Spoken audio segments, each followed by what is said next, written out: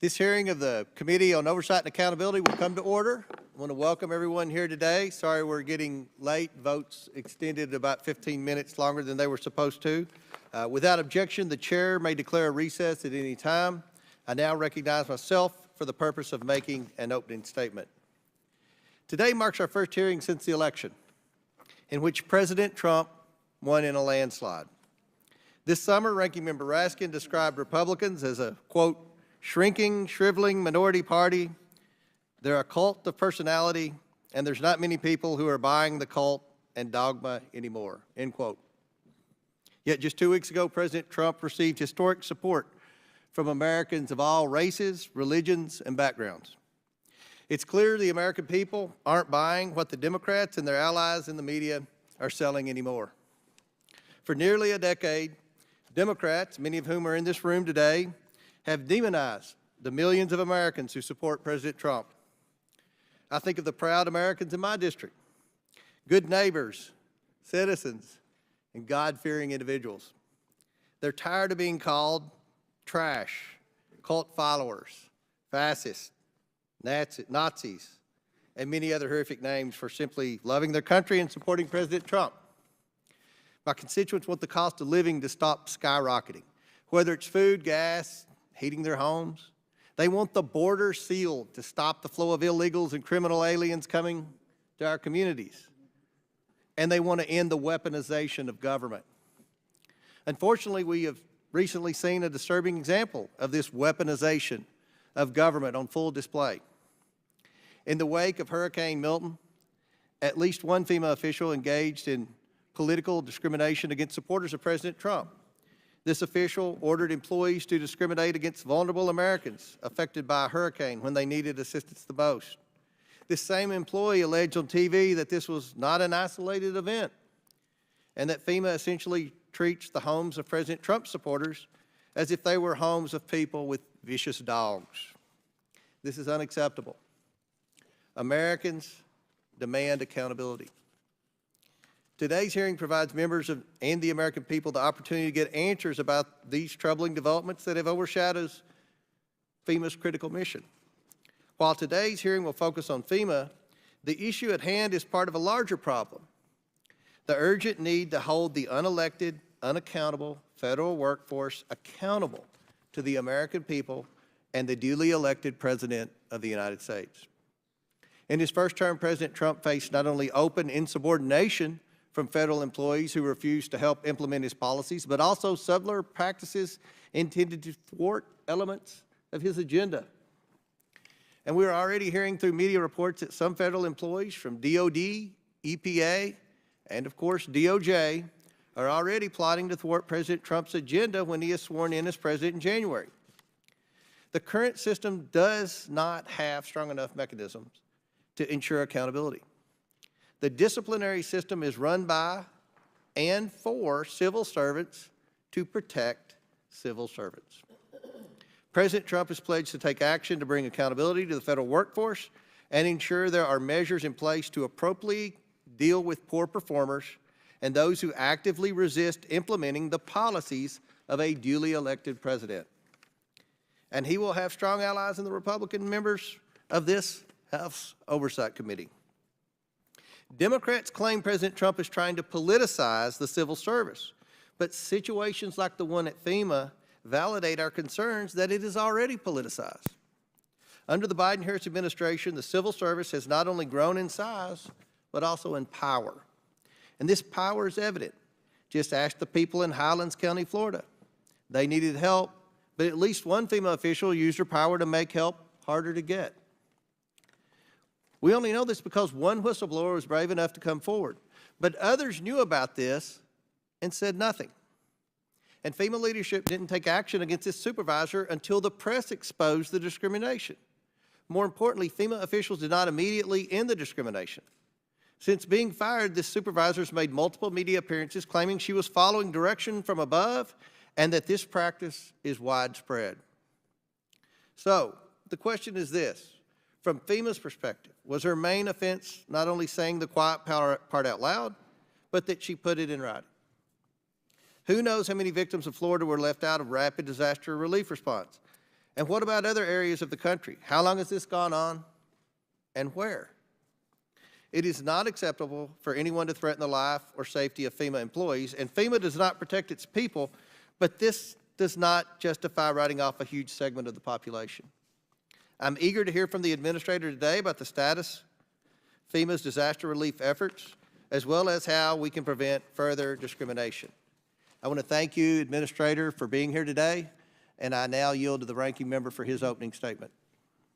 Thank you, Mr. Chairman, and congratulations on your victory, and thank you for your magnanimous statement at the beginning. I know you're proud of the 4 million vote majority, which the President-elect seems to have now, just as we were proud of the 7 million vote majority that Joe Biden had 4 years ago. The difference, of course, is that we acknowledge the loss of our candidate in this election, and we're not involved in trying to overturn the election or the Constitution, but we accept the Constitution and we accept the victory of the President-elect. Now, thank you for calling this hearing today. As of last month, more than 300 Americans had lost their lives to the hurricanes. Millions of people across the Southeast have had their lives uprooted, their families displaced, and their communities ravaged by Hurricanes Helene and Milton.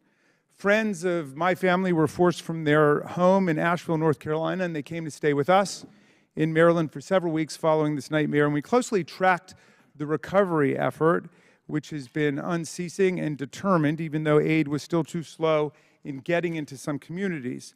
FEMA is America's lifeline in disasters like these, coordinating rapid response and recovery efforts with state and local first responders and rescue agencies.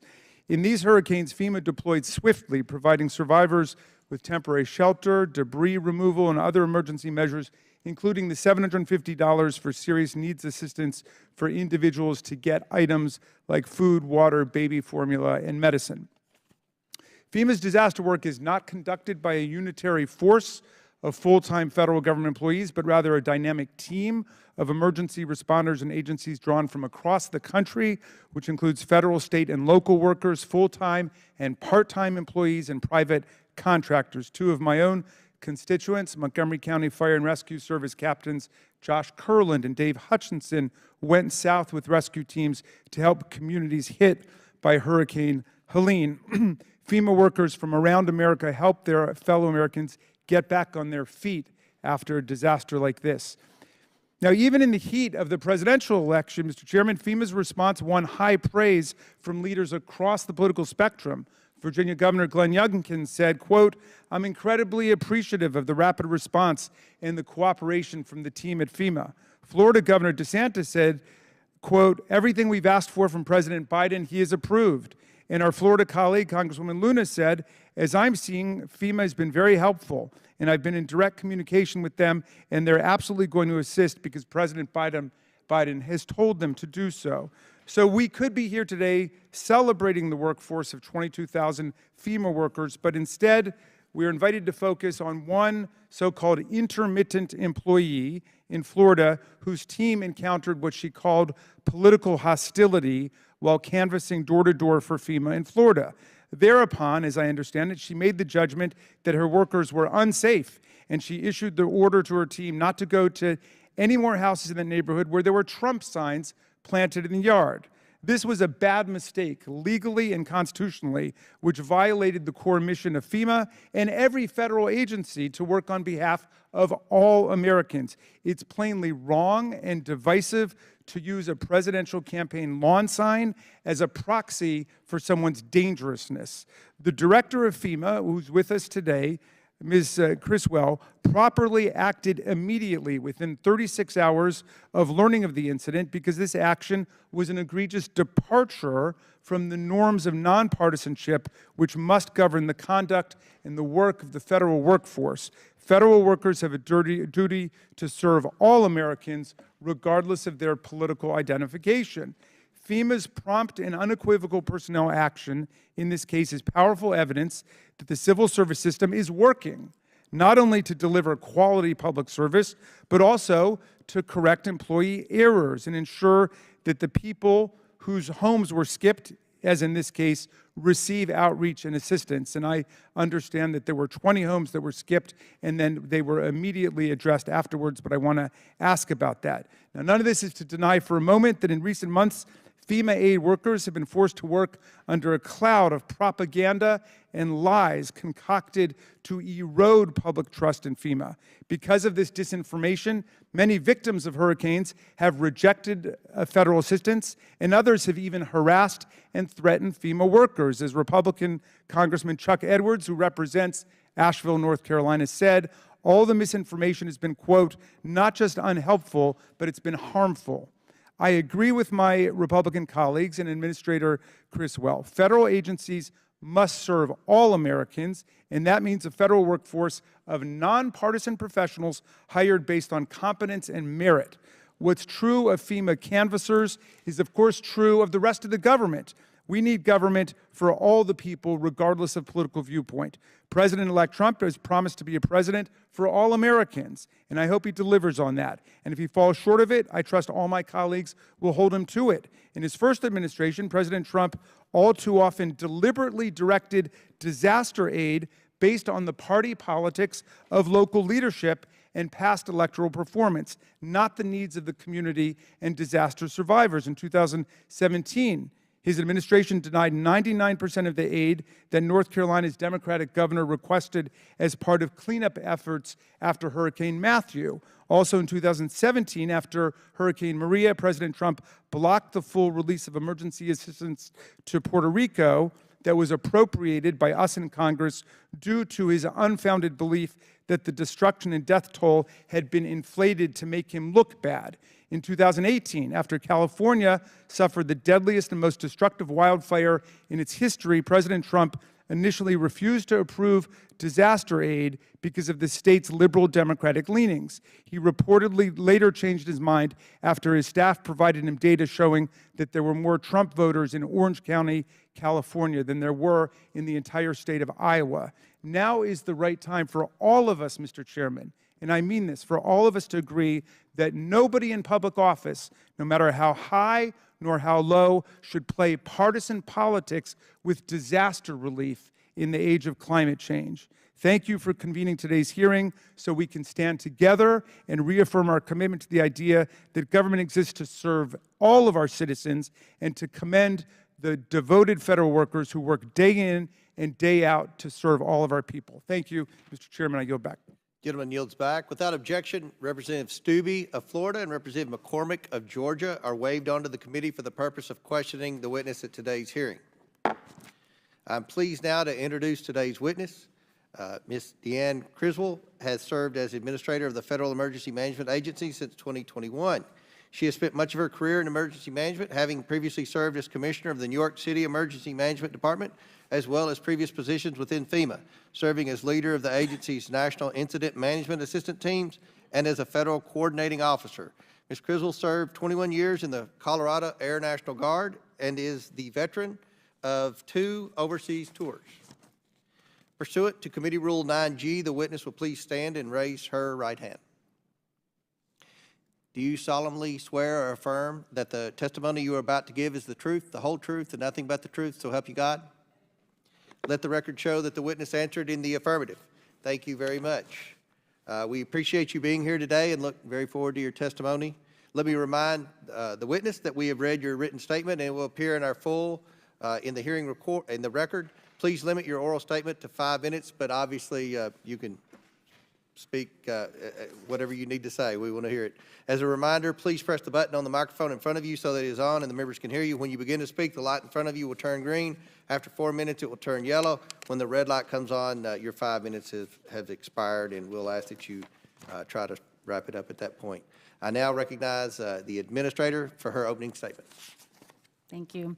Chairman Comer, Ranking Member Raskin, and members of the committee, thank you for the opportunity to testify regarding FEMA's efforts in response to Hurricanes Helene and Milton.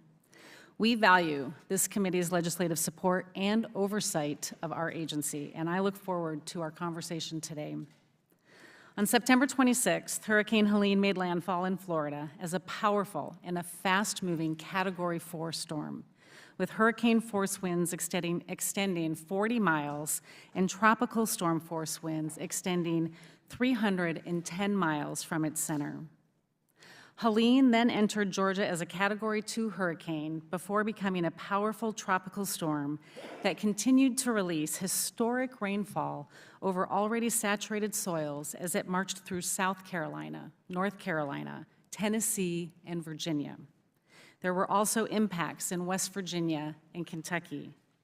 Helene's powerful winds and floodwaters altered landscapes and devastated communities in many places not accustomed to experiencing such storms. The destruction caused by Helene was catastrophic.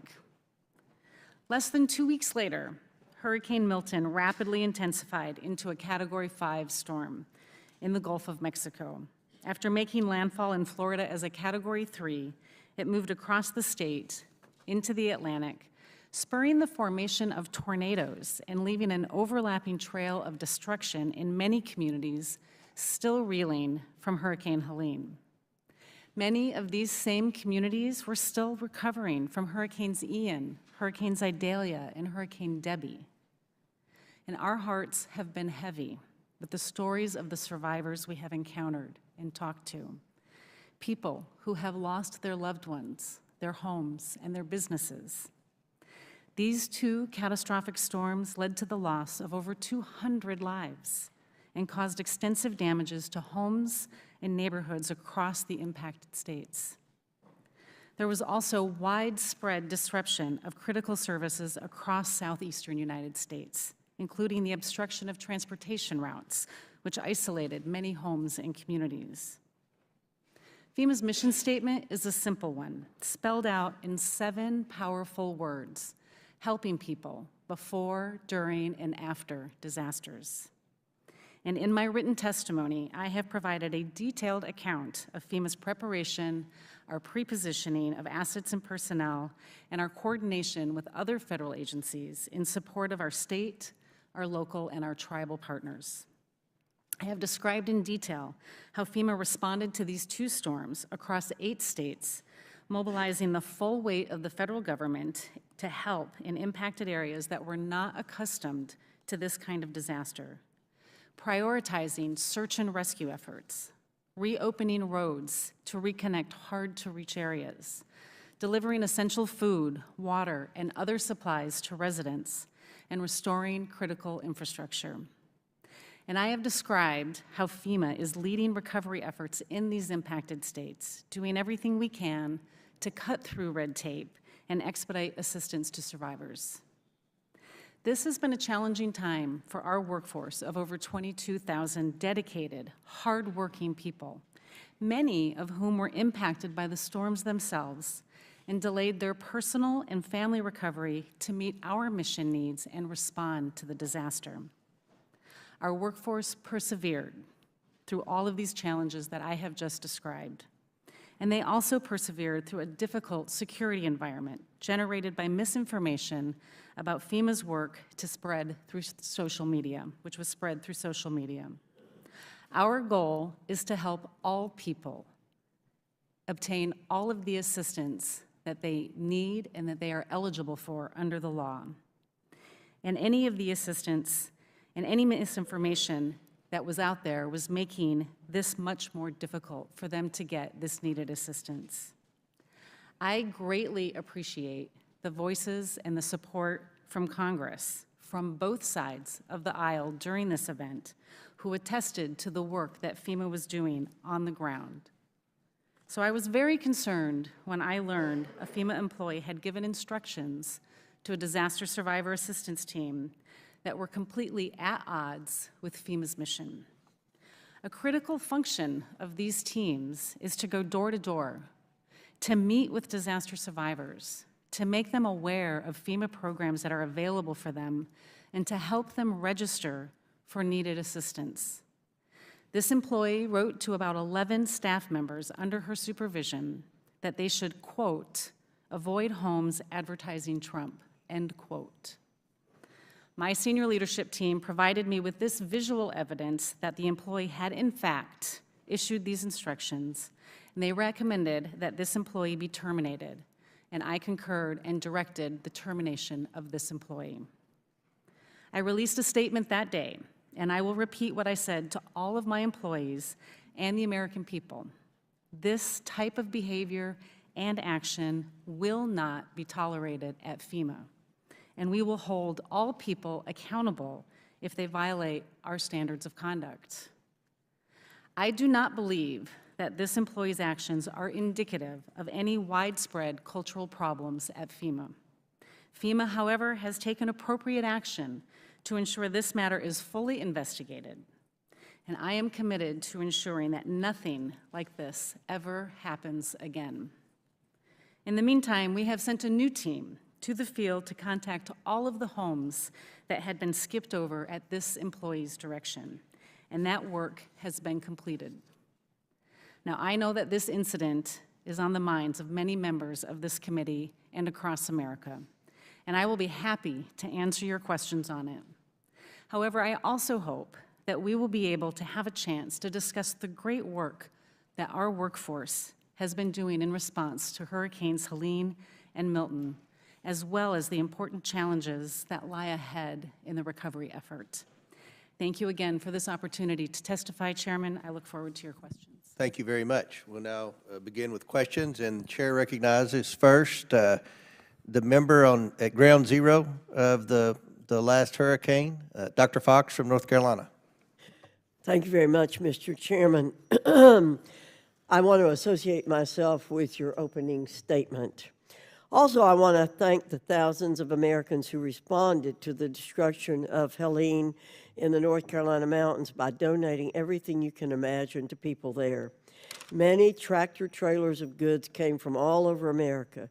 This response was wonderfully overwhelming. Unfortunately, our government agencies have not matched the care and compassion of average Americans.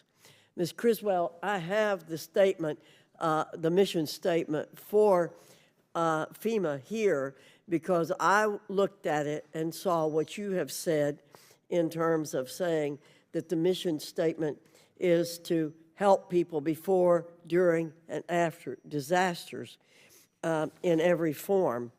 But I think one of the biggest problems that I recognize while being on the ground for 6 weeks minimum, helping people, I was there. My area was very hard hit with the hurricane. But what I saw is constituents affected by the storm is how FEMA's representatives on the ground are telling people what the agency cannot do rather than what it can do. And you mentioned that you were bringing the entire weight of the federal government there, and I think that FEMA has fallen way short of that, and that's what I'm going to talk a little bit about today. Again, FEMA's entire mission is to assist, quote, before, during, and after disasters. It should not be up to disaster survivors to navigate the bureaucratic labyrinth in their time of need. FEMA appears to be plagued by poor decision-making and a serious lack of communication. Therefore, I think FEMA is not living up to its mission statement, a telling sign of mismanagement. And I want to say that I'm the kind of person who believes government of the people, by the people, and for the people. And I tolerate no discrimination of any kind. There should be an information roadmap available to those affected by disasters, including what they can expect from FEMA. You started out by giving us figures about what happened and a description of what happened. We all know that. And in every meeting I've had with FEMA, either on the phone or in person, we get this litany of things that FEMA has done, how much money it's spent. But when you really get down to the nitty-gritty, you can't get any details.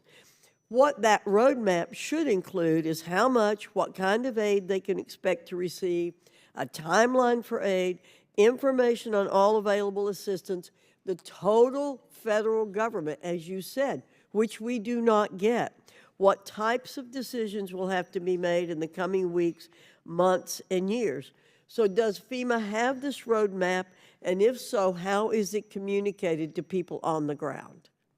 Congresswoman Fox, I completely agree that our programs can be very complicated, and I have worked hard over the last 3.5 years to try to minimize the bureaucracy and make it easier for people to gain access to our programs. So why are you unable to provide the basic information to those suffering from disasters in a timely fashion? Congresswoman, we do have information that we give out to individuals that have been impacted by communities. We have several ways that they can reach out to us, but my direction has always been to try to meet people where they are, which is why we go into the communities and talk to people. We call them back if they've registered and I they've was been in a denied. meeting with 20 homeowners who live really close to where I live the other day, and again, the first 30 minutes of the FEMA presentation was all bragging about what FEMA did. It is not providing basic information. If it's not doing that, how can it claim to be committed to helping people where they are? I am happy to look at the information and the materials that were presented at your meeting and looking for ways to improve them. Our goal should be to try to tell people how we can help them instead of telling them what we can't do. And I've tried and worked to try to change that focus, or that the way we approach reaching out to people and finding ways to get to yes. One of my colleagues recently asked FEMA where approximately 400 trailers full of supplies and aid were allegedly delivered in western North Carolina in the days after Hurricane Helene hit. He was told that the trailers were delivered to the state emergency management headquarters, but they also could not share where the aid, estimated to be worth between $4 and $10 million, was actually located. Is it correct that FEMA delivered aid to the state, then simply absolved itself from ensuring the aid actually reached the people it was intended to help? This is a partnership. Our ability to respond to communities requires a deep collaboration between federal, state, and local partners. FEMA delivers supplies at the request of the state in the amount that they have requested, and the state prioritizes in consultation with their local jurisdictions on where those supplies need to go.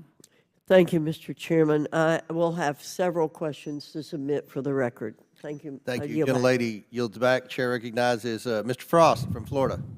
Thank you so much, Mr. Chair. So in my district, which was impacted by Hurricane Milton, I live in Orlando, Florida, been dealing with natural disasters and hurricanes my entire life. I've heard nothing but praise for FEMA's sense of urgency and how y'all have responded in the last many storms we've had.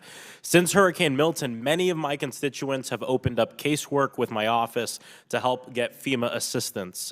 My team and yours have worked hand in hand to solve these problems regardless of their political affiliation or their voting record. So just thank you for your hard work, and thank you to the hard work of all of the members of FEMA and staff who are fighting to ensure that people are safe and that we can recover after these horrible disasters. The individual responsible for the instruction that FEMA workers can avoid houses with Trump flags was fired. That's good. And thank you for handling that quite isolated situation.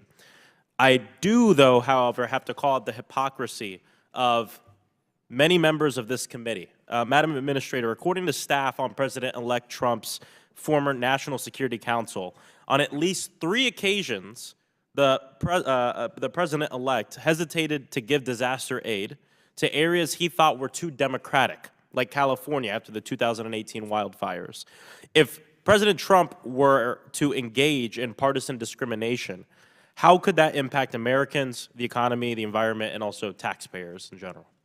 The severe weather events that we have been experiencing and the increase in them, they don't discriminate. They impact all people across all walks of life in every part of this country. And we have seen a continued increase in the number of those events affecting more Americans. We have to maintain our ability to be a nonpartisan agency so we can ensure that everybody impacted by these events can get the resources and the help that they need, that they deserve, and that they're eligible for under the law.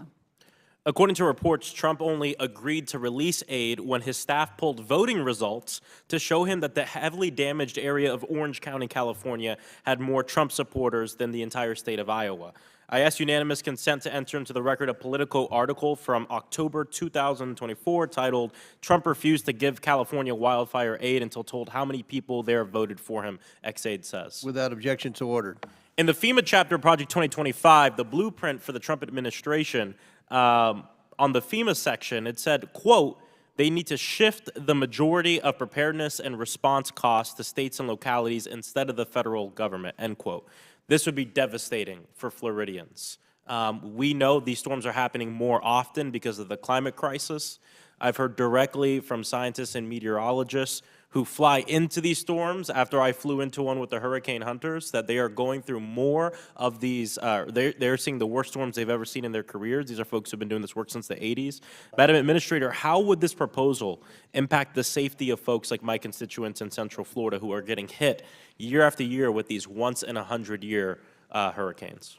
The ability for these communities to rebuild after these events is extremely critical. Without them being able to rebuild, but also rebuild to a level that makes them more resilient against future events, is going to really impact their ability to recover. And so what I have seen through my time as a local emergency manager, as well as serving in this role, that the biggest limitation and the reason we have presidential declarations is when it exceeds the capacity of a jurisdiction to be able to rebuild and allow their community to recover, then it will only make it more vulnerable to future disasters. After Hurricane Helene, President-elect Trump spread a ton of disinformation about FEMA assistance. Even like me, some of my Republican colleagues representing areas actually impacted from the storm, like Mr. Edwards from North Carolina, we've had to expend a significant amount of resources to fight these lies. During these hurricanes and the days leading up, I spent a lot of time in all the EOCs that are in my district. I spent time going to the shelters and speaking with people, and I can't tell you the amount of folks who came up to me in these shelters asking the most ridiculous questions based on what they heard from Donald Trump. And we know that in these emergencies, every second matters. Every minute matters in terms of life or death. Does FEMA have the tools and partnerships it needs to fully combat the disinformation we've seen from certain politicians? We continue to see the amount of misinformation around all disasters increase month after month, and what we saw during Hurricane Helene was certainly at a scale that I had never seen before. And how does this disinformation prevent y'all or affect y'all in being able to do the life-saving work that you do and impact assistance delivery?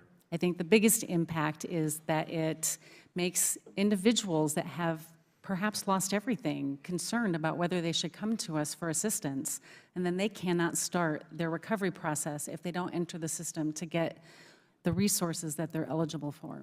My hope is that over the next 4 years, President Trump won't do the same things again, which puts American lives at risk. Thank you. I yield back. Chair now recognizes Mr. Donald from Florida. Thank you, Chairman. Administrator Criswell, it's good to see you.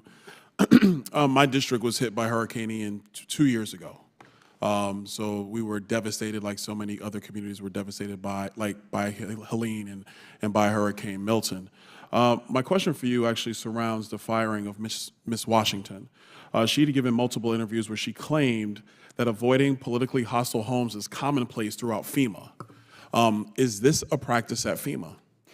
Congressman, there is nothing in any of our policies, our training, or our information sent out to our field workers to avoid any home for whatever reason, especially not because of a political affiliation. The actions of this one individual are not representative of the work that we do at FEMA. Now, Administrator, I got an issue because, and I will submit the article for the record, according to a New York Post article titled, "This is not isolated." There is a FEMA official who spoke under the condition of anonymity who says that the agency's practice of skipping Trump-supported houses or avoiding white or conservative-dominated disaster zones altogether is an open secret at the agency and has been going on for years. So, Ambassador, this is a statement given to the Post by an employee at FEMA. What is your response to that statement? We have investigated this incident, and it is still under investigation. We are working with the Inspector General to determine whether or not this is broader than this, but the evidence that I have seen so far shows that this was an isolated incident and it has not gone beyond what this one employee did. So, follow-up question to that. Has FEMA finished its investigation into this matter?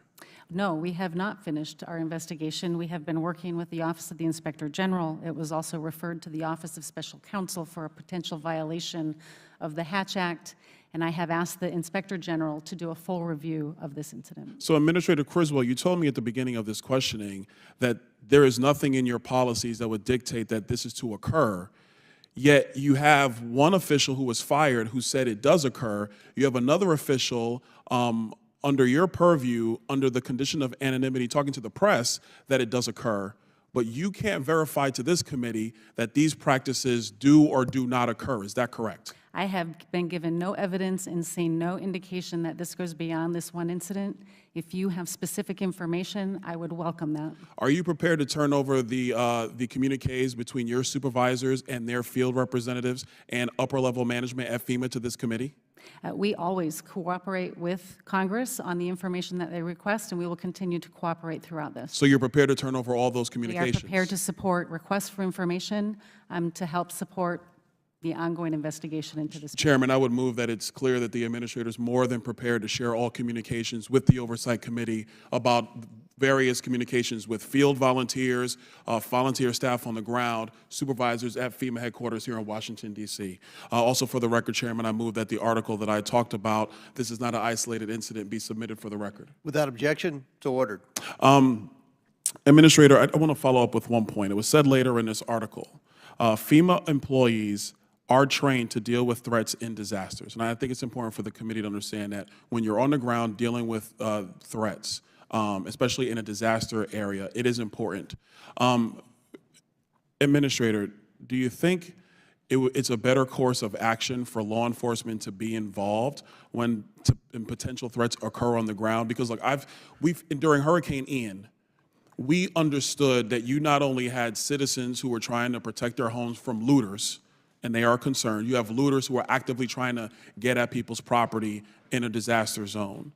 But apparently it appears that you have employees, whether you know or not, who are trying to take matters into their own hands. So wouldn't it be a better course of action to involve law enforcement who is on the ground in a prolific manner? And it's not just local law enforcement. I know from personal experience, it is other law enforcement agencies that are on the ground in support to neighboring communities. Would you agree with that? Congressman, we have seen an increase in the amount of harassment during the response to Hurricanes Helene and Milton. We have been closely coordinating with law enforcement in all of the states that have been impacted, in particular in North Carolina, where we had several reports of harassment and potential threats to our employees. Okay, fair enough. What I would also let the committee know, as somebody who's had to deal with this firsthand, it's important for citizens to understand that it's very difficult to go through the FEMA protocols. We have had many amount of citizens who applied for direct assistance, were denied, and they had to work through my office to do that. I'm quite sure my colleagues who have had to deal with FEMA have dealt with this firsthand. I would really call on FEMA, whether it's this administration or the next, that they need to clean this process up, because the number one thing that hurts FEMA's reputation is the fact that so many citizens are denied when they apply the first time they come through the FEMA portal. And if they have to go through congressional offices to get help, and trust me and my colleagues, we will do everything for our citizens, but if that is gonna be the protocol for how citizens get help from the emergency management agency, then it needs to be completely revamped. I yield. Gentleman yields back. Chair recognizes ranking member for 5 minutes. Thank you, Mr. Chairman. Ms. Criswell, thank you for your testimony. Can you explain what the role of a door-to-door canvass is by FEMA during a hurricane recovery?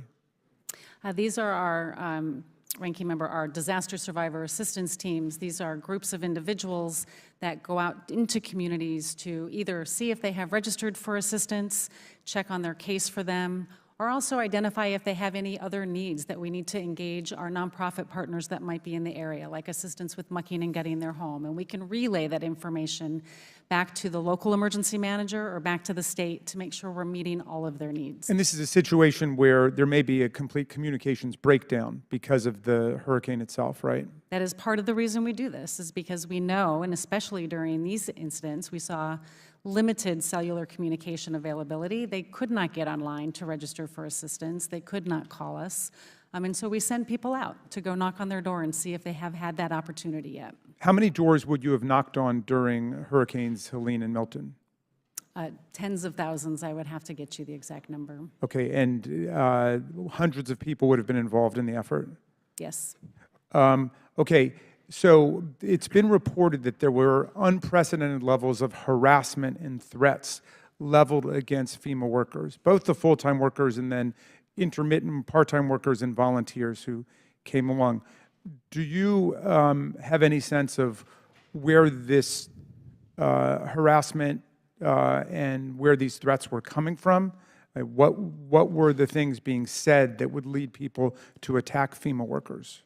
We have seen over my last few years in this position, but even as my time as a local emergency manager, we have seen the amount of information being spread that's just inaccurate about FEMA programs, about FEMA policies continue to increase. We saw a big jump during Maui. We saw an even larger increase, and again, on a scale that I have not seen during Hurricanes Helene and Milton, primarily being spread through social media channels. And have you undertaken any efforts to combat that disinformation? So we do a number of things. We have an entire team of public affairs and external affairs experts that help us try to put positive information, correct information out. We establish a page. It's a standing practice for us to establish a rumor control page that we have done for many years through many administrations to put accurate information about the programs that FEMA is offering and the assistance that is available.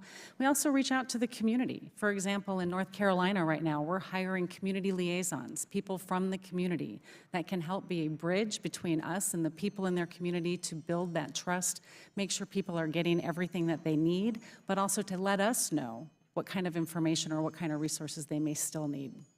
The employee who was fired by you a day or a day and a half after you learned of what had happened was an intermittent employee, a part-time employee who may or may not have been trained on the proper protocols of FEMA. But what do you tell your workers to do if, in fact, they are harassed or attacked at the doors, going door to door, offering people assistance? Again, we have people that go into communities that have just been impacted by significant weather events and meeting people on their worst day. And people are, angry and they're upset because of what happened to them. And so we often have people that feel that they may be in an unsafe situation. And so we train them to be able to remove themselves from that situation reactively. We never have done anything to teach our employees to proactively avoid an area where they feel they might be threatened. Okay, and just to restate the obvious, if this is correct, you have no policies or rules counseling people to engage in political party or candidate discrimination. Is that right? No policy, no doctrine, no rule, anything to that matter. Okay, and that's why you acted so swiftly to deal with that situation when it arose. I learned of this on November 7th, that there was an alleged claim that an employee had done this. I directed my team to be able to look into it and provide me information. They showed me the evidence on November 9th, which is when I directed the termination of the employee. And I understand that FEMA itself is investigating to get all of the facts of the matter. Do you also support an investigation by the Inspector General at FEMA? I have already requested an investigation to the IG. Okay.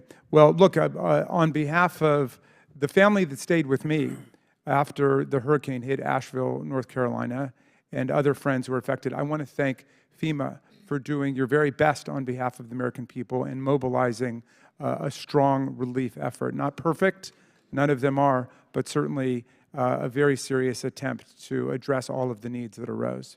I yield back, Mr. Chairman. Chair now recognizes Ms. Luna from Florida. Administrator Criswell, nice to see you again. Up here, sorry. Yeah, thanks. You came to my district when we were impacted. Before I get to some questions that I have from my constituents, I did have a question in regards to the investigations that you have into Marnie Washington. So she went on CNN, and she had stated that under the practice of avoidance and de-escalation, that was what she was using, what her supervisor was using in order to politically discriminate. My question for you is, she also had stated that her supervisor, Chad Hershey, had directed her not to help politically hostile Americans, aka anyone who, in their opinion, had Trump signs. My question for you is, were you aware of that, and has Chad Hershey been fired, or is he under investigation currently? I understand that Mr. Hershey was in her supervisory chain, but that is part of now the ongoing investigation. If you find that he directed her to, and I assume that you guys will be talking with her directly, but if you find that, are you committing that he's going to be fired? I will commit that anybody who has taken actions to politically discriminate against people that were impacted by this disaster will have the appropriate disciplinary action to include termination. Okay, and then she also had stated on that same interview that this wasn't just isolated in Florida, but under that same de-escalation and avoidance guideline from your field manual that also happened in North Carolina and Georgia. Are you aware of this? And in your estimates, roughly how many people have been impacted? She also stated that there should be incidents reports in regards to FEMA, that we should request them, but I assume that you are looking into that. So if you can just follow up on that.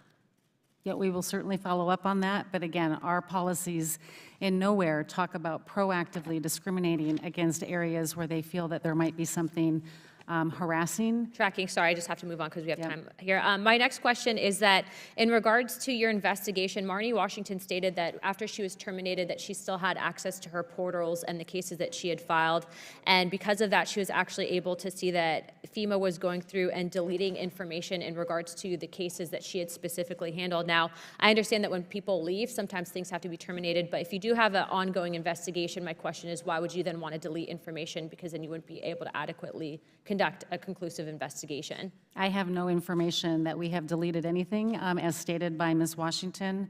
Even if something was deleted, it's all part of a permanent record, and we have access to it. Okay, then I would advise, if you are tracking, that you should go, because she's saying that she physically saw that information was deleted out within 24 hours of her firing. I have one more question, but I'm going to get to some constituent questions, so please answer these quickly. In Pinellas County, where we were hit, we had actually 13 deaths during the first hurricane, but the county has currently had only one DRC and has requested a second DRC with no success. What is FEMA's process for approving additional DRCs when they're requested? We work closely with the State Director of Emergency Management and the county to determine the best place for those. I can follow up with your staff on specifically why we haven't put a second one up. Okay, and we are requesting additional help just because of the amount of claims that we have for that area, so we are going to be following up. Please assist with getting that additional. The second thing is, what is the status of FEMA's flood mitigation assistance program? The NFIP program has seen a significant amount of claims as a result of Hurricanes Helene and Hurricane Milton. As you will see in the supplemental request, we are asking for debt relief for the National Flood Insurance Program so we can continue to pay on those claims. To date, I believe the number is somewhere over $800 million that we have paid out in response to Hurricanes Helene and Milton, but we will quickly run out of funding from that fund without the debt relief, and we'll have to go to the Treasury and ask for additional funding to pay those claims. Okay, so if you get that funding, you guys will be able to essentially ensure that recovery and resiliency grants for all the counties impacted will be received. If you get the money, for claims okay. against the NFIP, Correct. with the debt forgiveness, we can pay those claims. Okay. My last question for you is in regards to community trends. Marnie Washington had alleged that that was what was put into a system that would mitigate these interactions if they felt that it was dangerous. And these communities, a lot of them were conservative and Trump supporters, that they felt that FEMA had created an environment that had stated that those people had made them feel uncomfortable, and that was the reasoning for them passing over these homes. What can you tell me about community trends in regards to this allegation that you made? Our disaster survivor assistance teams, part of what they do is go out into the community to understand what the impacts are and to understand what the survivor needs are. This is often called community trends, but things that we are looking at are impacts to access, roads that are out, water infrastructure, needs of the community, like many places around South Carolina required oxygen bottles. If I can just interrupt you real quick, how many people have been impacted by avoidance and de-escalation? Do you have a number for that just nationally, or is there a database for that? I can tell you that for this particular incident at the direction of our employee, 20 homes were skipped. Okay. All right, thank you for your time. Chairman? Gentlelady yields back. Chair recognizes Mr. Moskowitz from Florida. Thank you, Mr. Chairman, and thank you for holding this hearing. Administrator Criswell, good to be with you. You know, as the only member in Congress who's run a disaster response, run a disaster recovery, handed out billions of dollars of FEMA money, also a Democrat who worked in a Republican administration and ran the recovery efforts for Hurricane Michael in deeply Republican areas of the Panhandle, I can tell you not once did I ever think about their politics or my politics. As I toured the Panhandle in Neil Dunn's district or Matt Gaetz's district, I looked at people as Americans who were hit by a disaster. And my job was to get them every program that FEMA had, every dollar available to them. That was my job. What happened in Florida in this instance is deeply disturbing. It's unacceptable. I know you know that. Disaster aid should never be declined based on support of any political candidate. And I'm happy this rogue employee was fired. You did the right thing immediately, right? What should have happened here is if there were members of FEMA's team that felt uncomfortable, that should have been passed up to the FCO. That should have gone to the federal coordinating officer.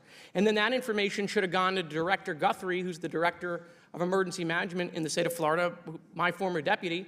And then they could have made sure to identify those homes and gotten them the information. But that's not what happened. There was a clear breakdown here. And so you should do an investigation to make sure that something like this doesn't happen again.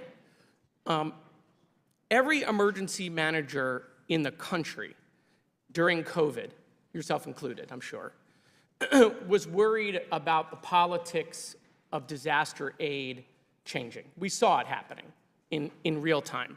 And we were really worried, about how that would go into future disasters. As the world is becoming more partisan, the world is becoming more divided, you're seeing it here in the country, we were hoping that there'd be a force field around FEMA. But that's not the case. I know the people at FEMA are exhausted, okay?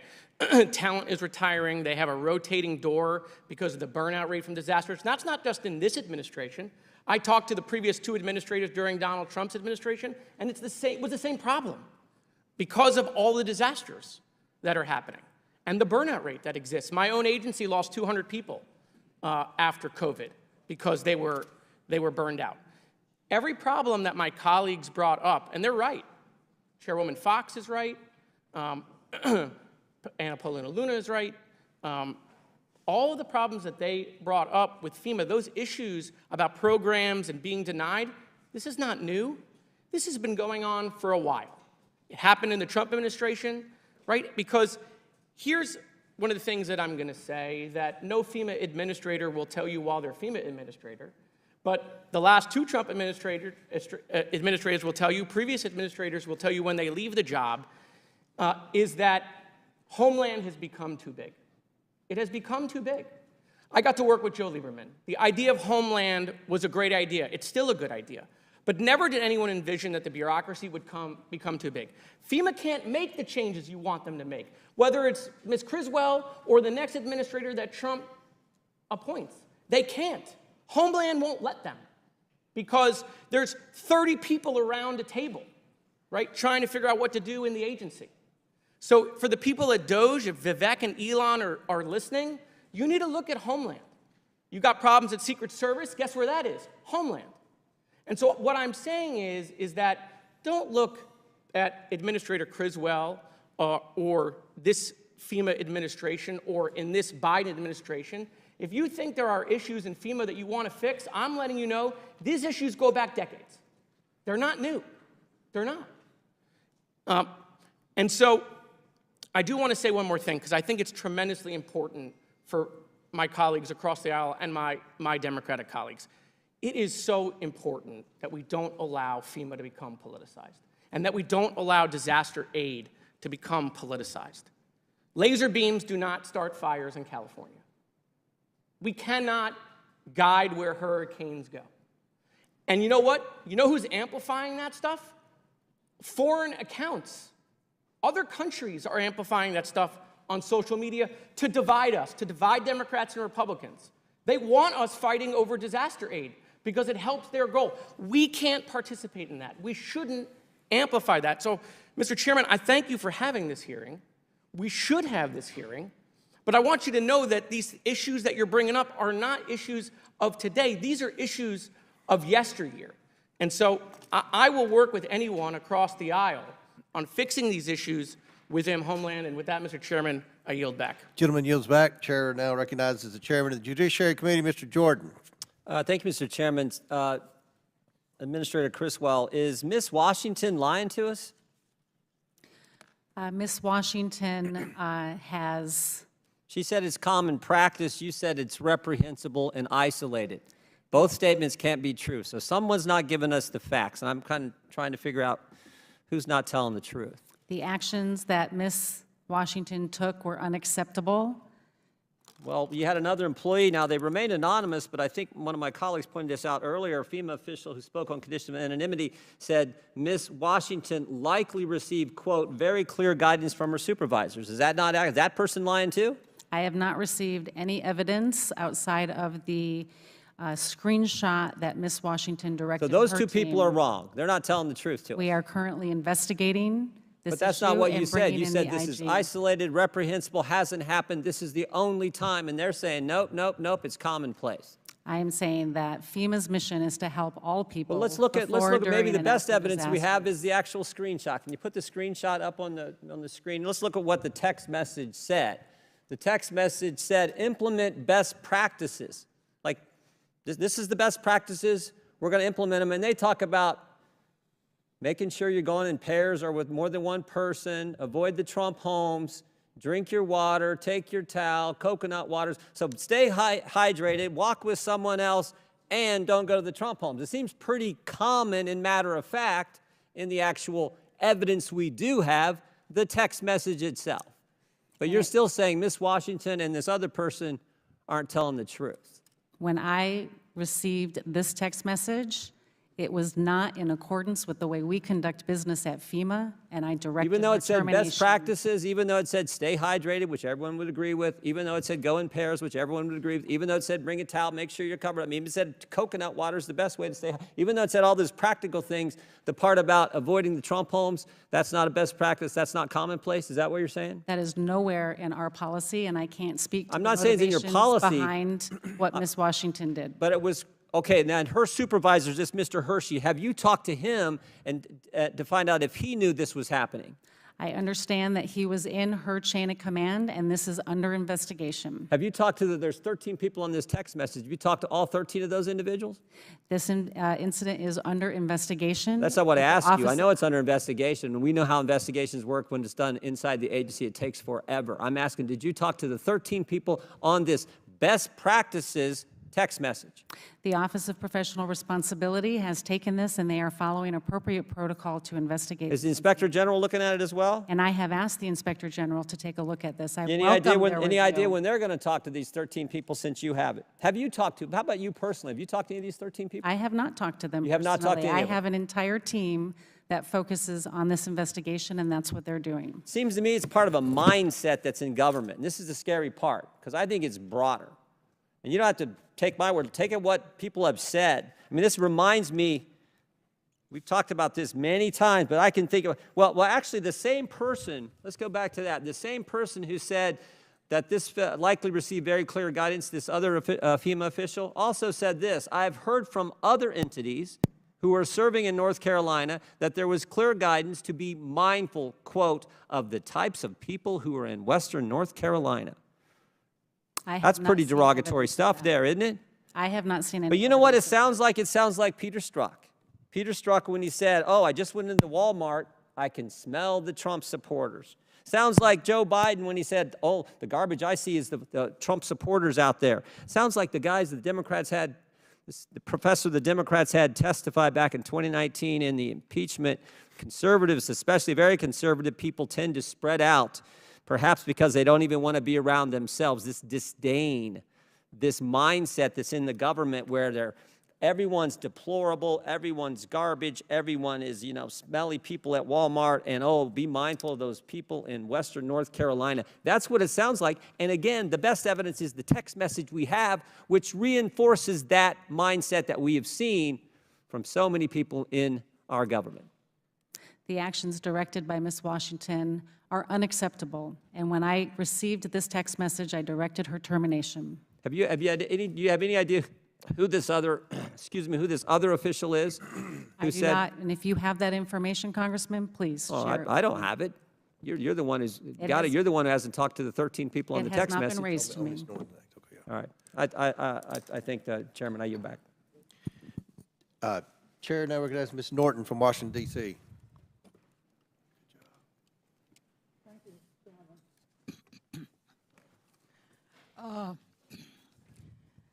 Administrator Criswell, I understand that in the weeks since Hurricanes Milton and Helene, FEMA has provided more than $1.6 billion in assistance to more than 910,000 households.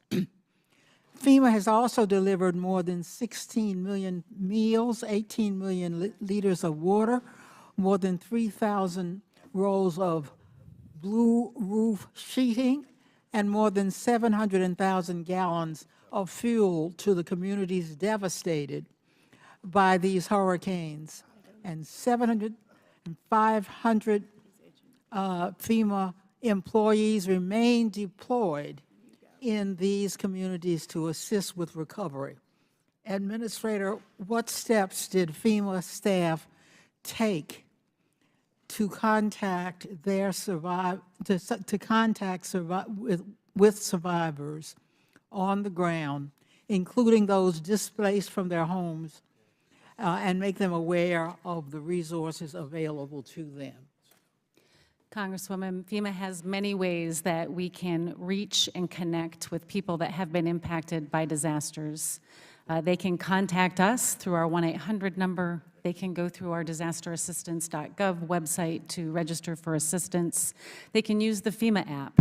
We also have teams that go out into the communities, especially in something like North Carolina where communications were limited, to make sure that they've had the opportunity to register for assistance or to check on their case to see what other information might be needed for them to finish it up and to process it. And then we establish disaster recovery centers, fixed facilities once the infrastructure supports it, so people have a place they can go and they can talk to somebody face to face and work through their particular needs and their particular case, because we know everybody's situation is going to be unique to them. And we want to make sure all of our programs are available and we help them find the right ones to support their unique needs. Thank you. The destruction of Hurricane Helene left close to 4 million people without power. Administrator, how did FEMA workers reach affected residents for support in this disaster response effort, even if a certain region lost connectivity or if a survivor lacked access to internet? One of the first things we do, Congresswoman, is we put part of our leadership team in with local emergency managers to work side by side with them to understand which parts of their community still need assistance. Then we can either direct our disaster survivor assistance teams to go into those areas, or also the state is sending their resources, like the National Guard. The National Guard in North Carolina did an amazing job of getting into the communities and helping people that have been impacted. This is a holistic effort. This takes all of us to be able to reach all of those impacted, especially in something that has been widespread and complicated as the destruction that we saw in North Carolina. I also want to recognize that because of challenges like these, it did take too long for emergency assistance to come in such communities. We must learn the lessons of those shortcomings to improve the reach of emergency services at the local, state, and federal level. Earlier this year, the National Oceanic Atmospheric Administration projected a, quote, above normal, end quote, hurricane season, meaning the level and intensity of storms and hurricanes would increase over this period. 11 storms have developed into hurricanes this year. More than a few years later, Luhana community is still being built back after wildfires hit the land of Maui. And recovery operations are still continuing more than 2 years after Hurricane Ian made landfall in Florida. Administrator Criswell? what can Congress do to make it easier for FEMA to support long-term recovery efforts and assist with future disasters that strike the United States? Congressman, we have two pieces of bipartisan legislation that would be very beneficial to our ability to help communities: the Disaster Survivor Fairness Act and the Management Cost Modernization Act. And I understand that I'm over the time, but I'd be happy to talk more about those two pieces. They would be critical in changing the way we help survivors. I commend you and FEMA's thousands of staff from across the country who left their homes to deploy to communities in need and provide them with assistance in the face of destruction, trauma, and loss. And I yield back. Chair now recognizes Mr. Gosar from Arizona. Thank you, Mr. Chairman. Just like last night, the White House requested an additional $98.6 billion for disaster relief, with $40 billion marked for FEMA. Although it was created to provide relief from disasters, FEMA has now become the Biden-Harris administration's star student in political persecution. In October, FEMA intentionally violated the civil rights of American citizens in response to Hurricanes Helene and Milton. This is a key example of the weaponization of the federal government against the American people. And I suspect there is more for this committee to uncover. It is critical that Congress is empowered to conduct rigorous oversight before any emergency funding that has been placed into FEMA's hands. Ms. Criswell, according to your testimony, FEMA led the interagency response to Hurricane Helene and Milton for up to 64 different agencies. Do you think FEMA has the authority to direct these other agencies to also avoid homes with Trump signs? There is nothing in FEMA's policy that would ever direct anybody to avoid anybody, regardless of political affiliation or way of life. Our mission is to help all people before, during, and after disasters. Gotcha. Former FEMA employee Marnie Washington told reporters this discrimination was a colossal event and occurred in Florida, North Carolina, and South Carolina. You testified earlier today at T&I committee that this was an isolated incident and that no other supervisor or employee deployed with Marnie Washington provided the guidance to avoid homes advertising Trump signs. Will you commit to also requesting an IG report for the discrimination in North Carolina and South Carolina?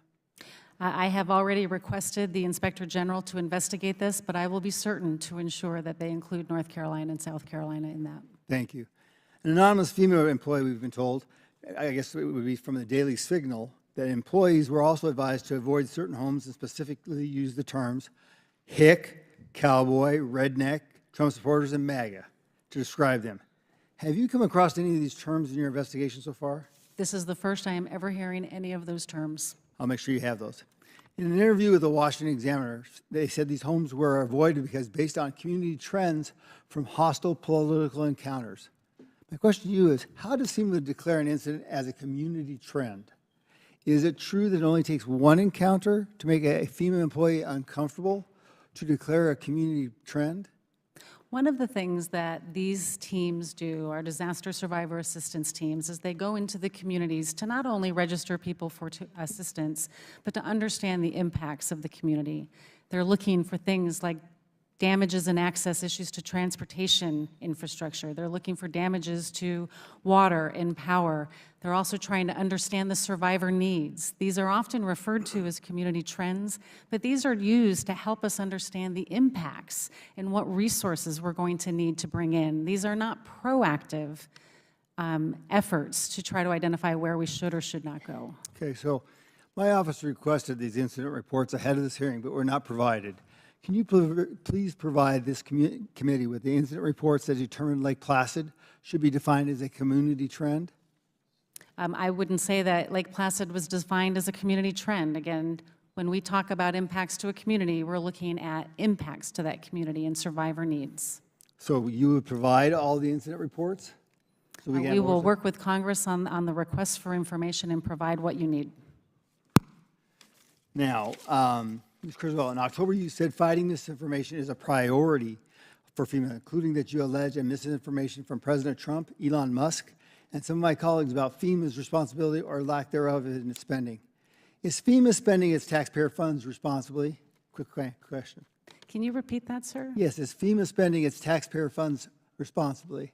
We are absolutely spending our taxpayer dollars responsibly and supporting an unbelievable increase in the Okay. number of severe weather events that have been happening across the So United that'd be a States. yes. Are you aware of the OIG's report from 2320 from March of 2023 titled FEMA should increase oversight to prevent misuse of humanitarian relief funds, and or a second September 2022 OIG report titled FEMA did not implement controls to prevent more than $3.7 billion in improper payments from the Lost Wages Assistance Program? I'm aware of those reports.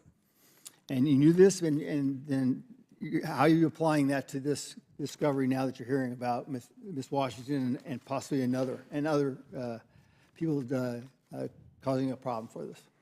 We value our partnership with the Inspector General, and we appreciate the findings that they give us and our areas that we can continue to improve. Some of those reports and some of the findings in those we non-concurred with. But for those that we did, we continue to work with them so we can continue to improve, because we are not a perfect agency, and we always look to improve the way we help people. I don't think anybody's perfect, so thank you. Appreciate it. Gentleman yields back. Chair now recognizes Mr. Lynch from Massachusetts. Thank you, Mr. Chairman. Welcome, Administrator Criswell.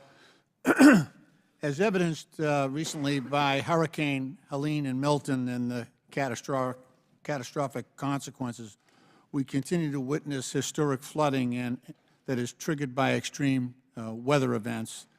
In our own state of Massachusetts, the National Oceanic and Atmospheric Administration has already predicted that my area, the Boston area, is expected to endure between 12 and 19 days of high tide flooding that we've never experienced before. That's the most in the Northeast region.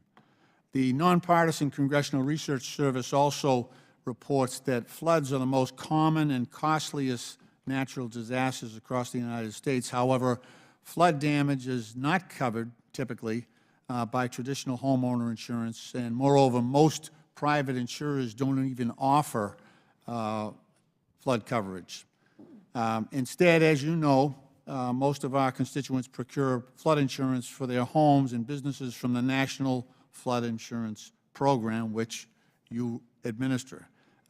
It's a federal government program that provides more than $1.3 trillion in insurance coverage and 4.7 million policies to residents, mostly in flood zones, in over 22,000 communities nationwide.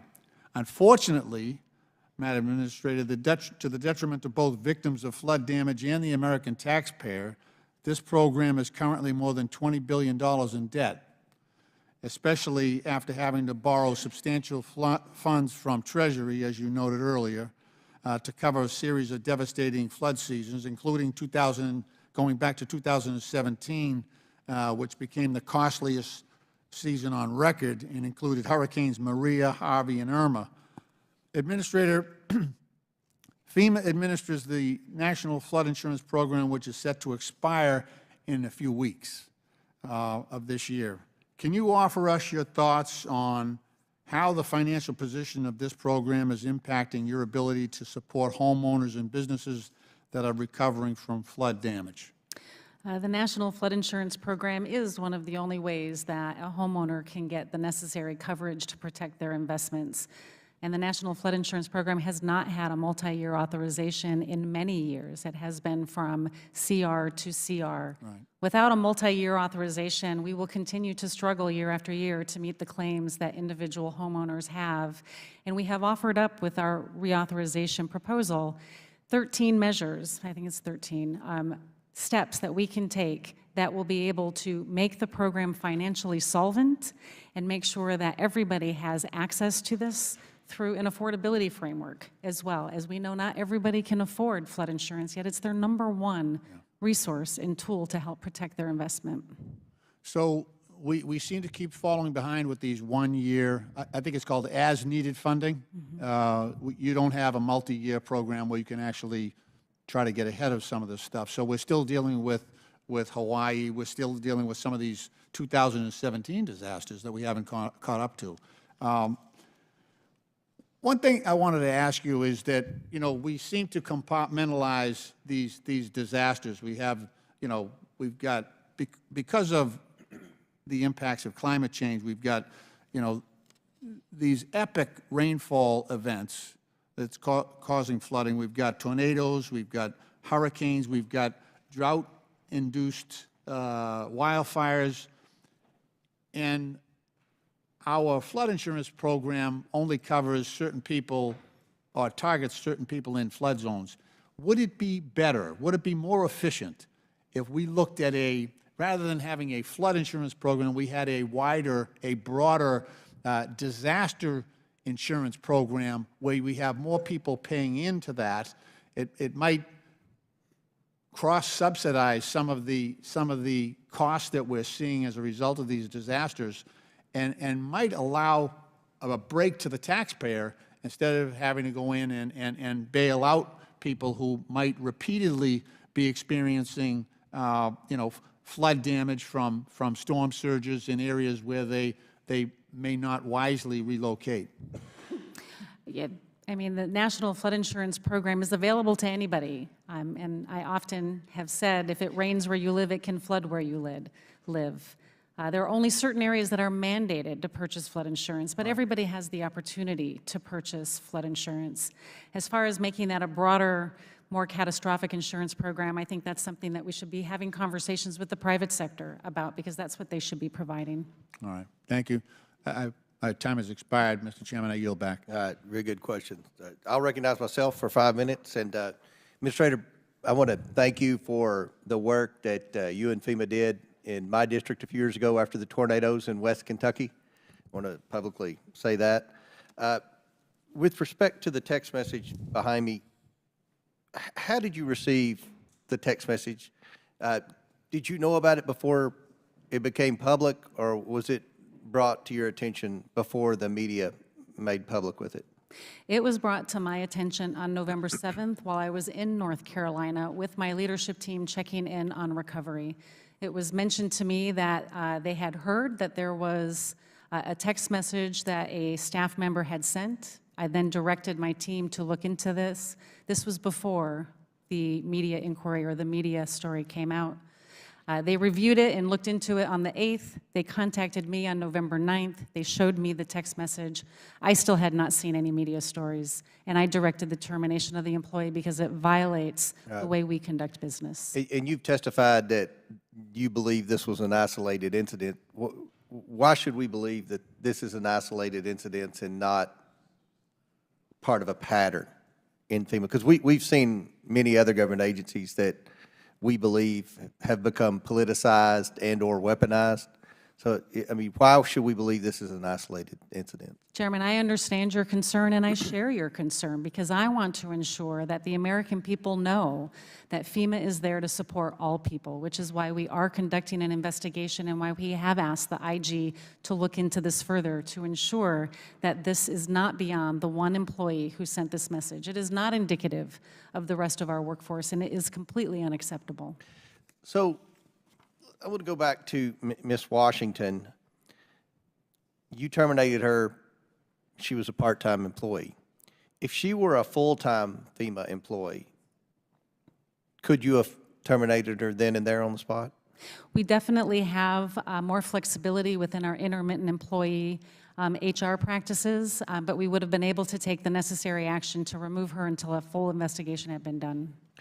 So how likely would it have been that her termination would have been overturned because she would have been a full-time civil servant and been protected by the civil servant merit laws, tenure laws, whatever you want to call it? Given the text of this message, it's very clear that this was an unacceptable type of behavior, and I don't believe it would have been overturned. I think the system worked. Well, we're going to find out with a lot of federal employees that we believe should be held accountable for bad behavior.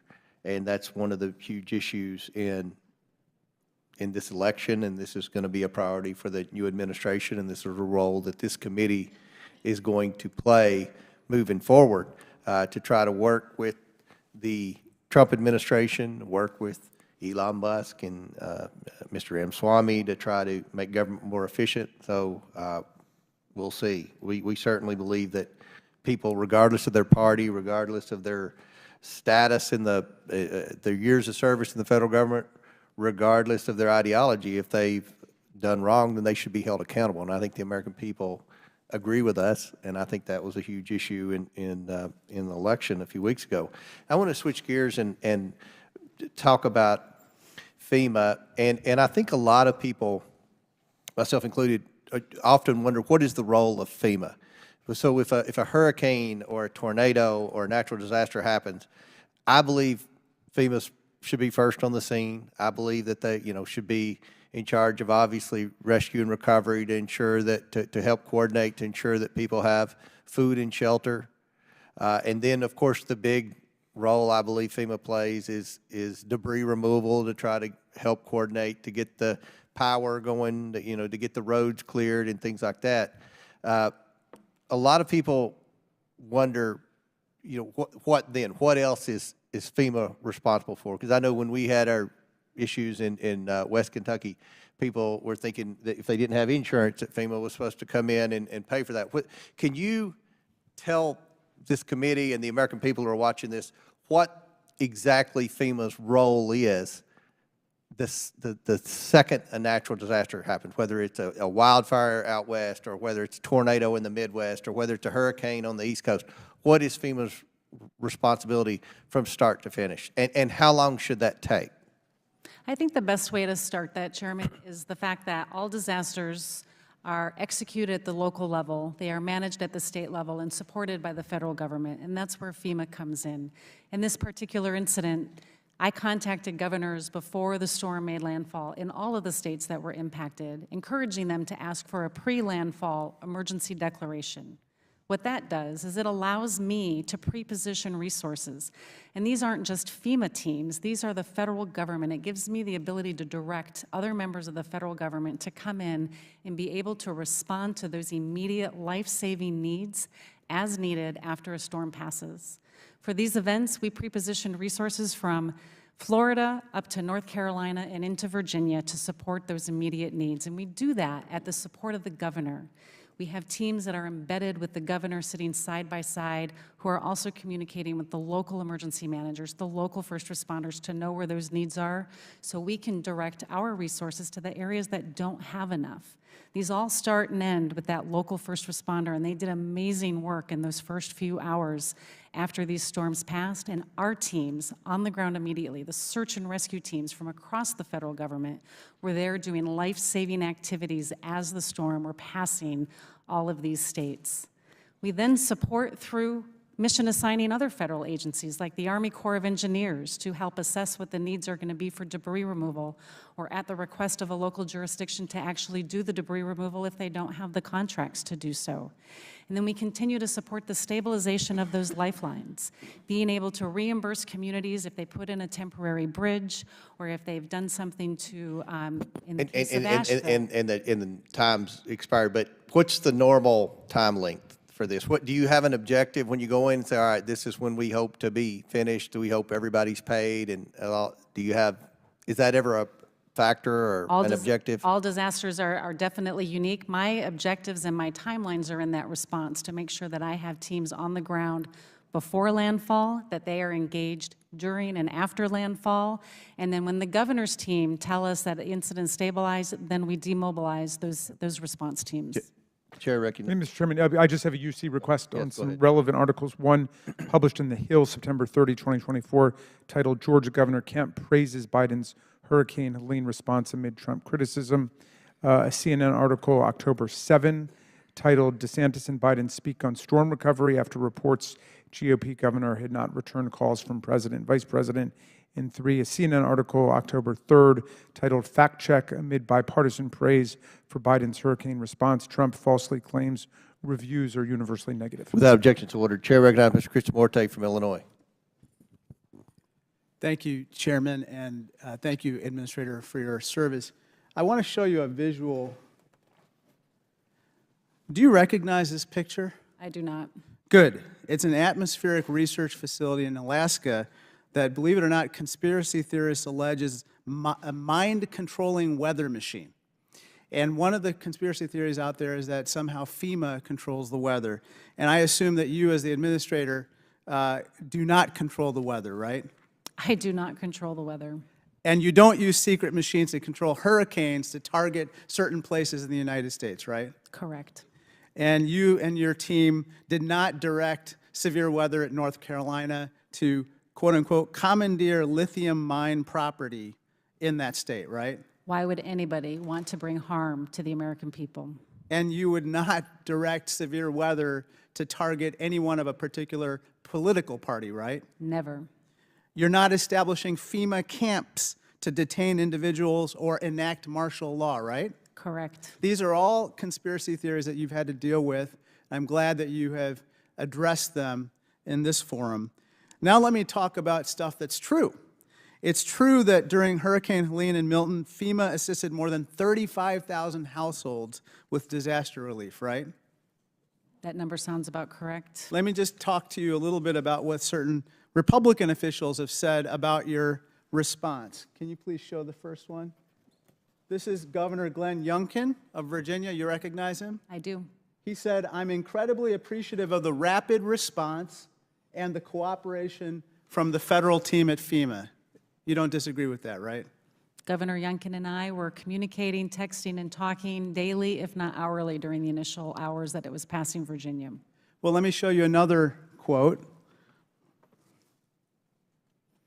This is Governor Henry McMaster of South Carolina. He said, "Federal assistance from FEMA has, quote, been superb." You don't disagree with that either, right? I do not. Another one. This one is from Senator Tom Tillis, Republican of North Carolina. He said, "It has to be a coordinated response, and FEMA knows how to do this well." And I presume you don't disagree with him either, right? I do not. Let me turn to a final topic, and this has to do with basically homes that also serve as child care centers in many places, including in disaster zones.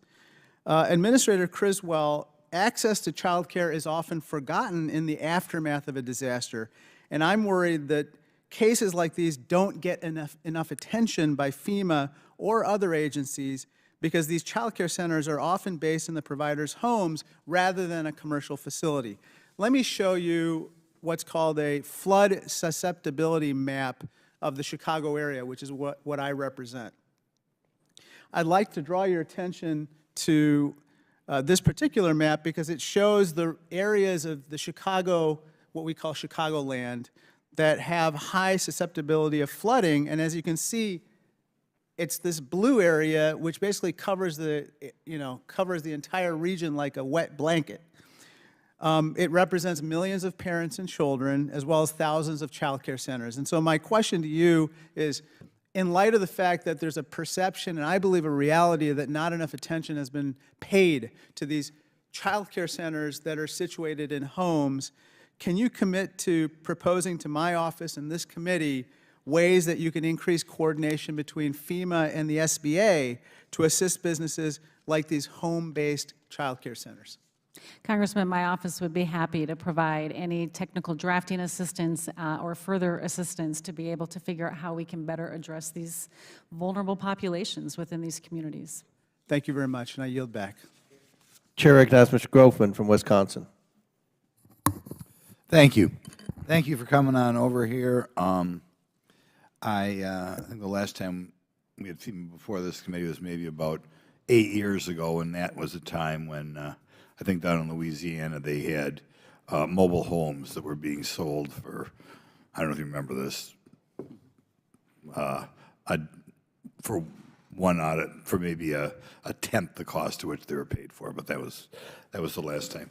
I can tell you, along with many Republicans, when they come into contact with the government, they sometimes worry about prejudice against them. Okay, I know one guy in my district, he once did an ad, and miraculously, not your agency, another agency kind of came down hard on him. Maybe coincidence, maybe not. We all felt it was not coincidence. Under President Biden, foreign aid's become a vehicle to promote an overseas social agenda pushed by one party. The administration's implemented a disturbing trend of using foreign assistance as a tool to advance political and ideological goals. This raises an important question. Is the same political discrimination influencing how FEMA allocates disaster relief domestically, how it responds to this crisis? First of all, FEMA's workforce is unionized and represented by the American Federation of Government Employees. Is that true? Yes, our employees have that option. Okay. What percentage of FEMA employees are part of the union, do you know? I don't have that number on me, but I'll be happy to get back to you. It's, Well, okay. Does FEMA collect or track data on political contributions made We by? do not. Okay. The union representing your employees, at least what I have before me here today, has contributed about $12 million to Democrats over the last 20 years. Last 3 cycles, 93% to Democrats, 96% to Democrats, again, 96% to Democrats. And these contributions go where you'd expect: Senate Majority PAC, DCCC, and President Biden himself. It raises a question. When you have a group of employees or somebody representing employees that is so overwhelmingly slanted to helping one party as opposed to the other party, is it possible that that overwhelming bias slips into some decisions that are being made by your employees?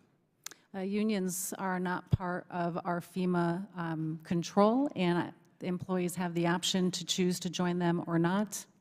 Right. I mean, the people who run the unions, though, and who are presumably elected by your employees, want to push contributions overwhelmingly to one group. I assume they communicate with your employees. Is this something that possibly concerns you, or is this why we're perhaps here today and that a couple of your employees seem to believe their responsibility was to use their government job to help one group of people rather than the other group of people? Could it perhaps create that mindset? Congressman, it is just unacceptable that any FEMA employee would tell any part of our organization to not support an individual that was impacted by a disaster because of a political yard sign. Right. I'm just going to say, you see what I'm saying? But, you know, it'd be one thing if it's 50-50, but when it's like 95% to one party, 96% to one party, does that create an environment perhaps of a dislike or even hatred of the political party that they're not giving money to? Because, of course, this union, they presumably communicate with their employees, this is who you should be supporting, blah, blah, blah, blah, blah. I sometimes wonder if that atmosphere comes a little bit from these one-sided slanted unions. Again, employees have a choice of whether or not they want to join a union or not. Not all of our employees are part of that union, and regardless, it is unacceptable, regardless if you are in a union or not, to discriminate against a disaster survivor because of a political sign in their yard. That's not who we are. I'm really glad that Chairman Comer is having this committee. Are you aware of anything you're doing to make sure this sort of thing does not happen in the past or in the future, given the overwhelming political slant of the union that represents your employees? So you're talking about anything I've done with the union or this event in Specifically to make sure this is not going to happen again. Yep. Specifically talking to your employees and say, we realize you have a union that apparently really dislikes Republicans. Yep. What are you doing to make sure that that doesn't flop over into how they dole out the government largesse? Yeah, so immediately upon the termination of the employee that made this direction, I sent out an email to the workforce letting them know what is expected of them and that we serve all people. I have been in this job for 3.5 years, and my focus has always been on putting people first, and that's all people. We have also conducted refresher training for all of our staff that are in the field, explaining to them what we expect of them, again, so there's no misinterpretation of how we support people that have been impacted from disasters. And we will continue to work with the IG on the investigation on if there's any other factors related to this particular incident. Thank you. I'm sure this is something that they'll be talking about for the next 15 years. Chair now recognizes Mr. Mfume from Maryland.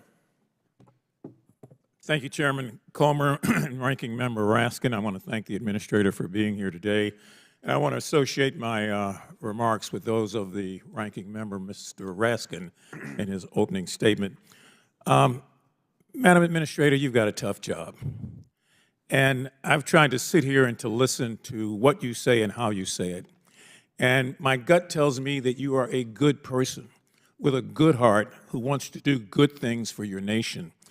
I think that if there is a disconnect here, it might be the fact that you can't make everybody underneath you good people, even though we'd like for them to be that way, because we take pride in our federal workforce, the fact that it is not a political workforce. Every now and then, there becomes a possibility where something terrible can happen. And we all know that 2024 has been a trying year for various agencies throughout the government dedicated like yours to protecting and providing for Americans of all walks of life. Your agency has done a good job in providing resources, at least what you have, I might add that, in very difficult situations in a number of different communities. That conclusion is not mine alone. It comes from governors, other members of Congress, mayors across the nation. That being said, I would be remiss if I did not, in a deliberately redundant way, go back and address this report of a FEMA employee who were allegedly foregoing visits to homes that had Trump signs displayed. Now, regardless of whether that employee was following a FEMA policy or not, it's a sad day, quite frankly, anytime. We've realized we've reached such a state in our government where people are making decisions based on their own partisan beliefs when they're in a nonpartisan role of providing service and providing it to everybody. And I must say that every disaster is not even a natural disaster. In my own city of Baltimore, we had a major bridge collapse, the Francis Scott Key Bridge. And we're still struggling to try to find a way to deal with that. And that's been since March 26 when it collapsed. The Port of Baltimore was forced to close, as you know. Longshoremen and longshorewomen were let go without work. Small businesses were impacted. We mourned the lives of those 6 persons who died on that bridge that night. And as we do in every disaster, we did not check to see which political party they favored. When the Small Business Administration, the Army Corps of Engineers, and the Coast Guard all stepped up, as they did repeatedly month after month, to do the tough work, nobody asked for a party registration or a voting card or a voting record. So we know that incidents like that are going to happen again. But what we, I think, have to be very firm in is our belief that emergencies should never have a party and that disasters ought never be partisan. I expect that we're going to work together on this. I would strongly suggest, though, that as I listen to the interview that journalist Roland Martin did with the person in question, I'm still scratching my head trying to figure out if, in fact, she was told by someone who is full-time, who may have taken an overreach in a disaster with a lot going on, to say, by the way, you can skip those homes. I don't know that she necessarily would have done it on her own. As you know from the interview, she's not a Democrat, she's not a registered Republican, and she did not even vote. So I'm still hoping that at some point in time your request to the Inspector General will be taken seriously and he will start to look at what's going on. We need facts in this committee more than anything else. And I'm going back to the comments of my colleague from Florida who mentioned the overall Department of Homeland Security and suggested that that is where the problem lies, because it's so massive and people are not doing what they ought to do, when they ought to do it, to ensure integrity. I'm going to meet with him later today on the floor because I want to know that. He's worked in that capacity, so he should know what he's talking about. So I would just hope that as we move forward here, to the extent that you can provide this committee and all the members of this committee with additional details, that would be helpful. I'd like very much to know what the IG's response to you is going to be. And I'd like to know at the conclusion of your own report, if you would be so kind as to share that with the chair and the ranking members so that members of this committee who are still really not knowing what to believe will have something more concrete that we can look at and make decisions on. Thank you for your time, Mr. Chair. I yield back. Chair now recognizes Mr. Cloud from Texas. Thank you, Chair, and thank you, Administrator, for being here. The chair had asked, how long does it take to recover from these? And I represent a district that was devastated by Harvey. And it was just a few months ago that we were still at a press conference at a ribbon cutting for something, a project that we had worked with FEMA to help bring recovery to. So obviously our hearts and minds go out to all those devastated in these past 2 hurricanes and what those communities and the families are going through right now. I wanted to ask you about, Representative Donalds mentioned that Ms. Washington says that she thinks this isn't an isolated incident. Of course, we have the New York Post article that talks about a FEMA official who went on and said that avoiding white or conservative-dominated disaster areas was an open secret within the agency. You state that there's nothing in the policy that, and I will say I've been in enough of these, and that's the expected answer from any administrator. Of course, it's not in the policy. It's from our standpoint, it's not the policy that we're concerned with. It's not in the policy for the IRS to target conservatives. It's not in the policy for NIH to fund gain-of-function research. It's not in DHS policy for them to release foreign terrorists into our land, but they are. It's not policy of the FBI to target school teachers or people of faith, but all this is happening. And the common response is, well, it's not in the policy manual. Well, we're concerned about the culture. And I do not think that it's in a stated policy or in the culture to specifically say, skip over Trump signs. But I am concerned about if there's not a proactive response to make sure that that isn't clear within the culture, that that kind of attitude should not be accepted at all. And I will point to this. FEMA's current strategic plan lists 3 goals. The first goal is to instill equity. We know that these DEI initiatives have had a discriminatory aspect in it. We've seen a lot of companies now having embraced it out of altruistic means, but understanding that what they do is they ask us to discriminate proactively.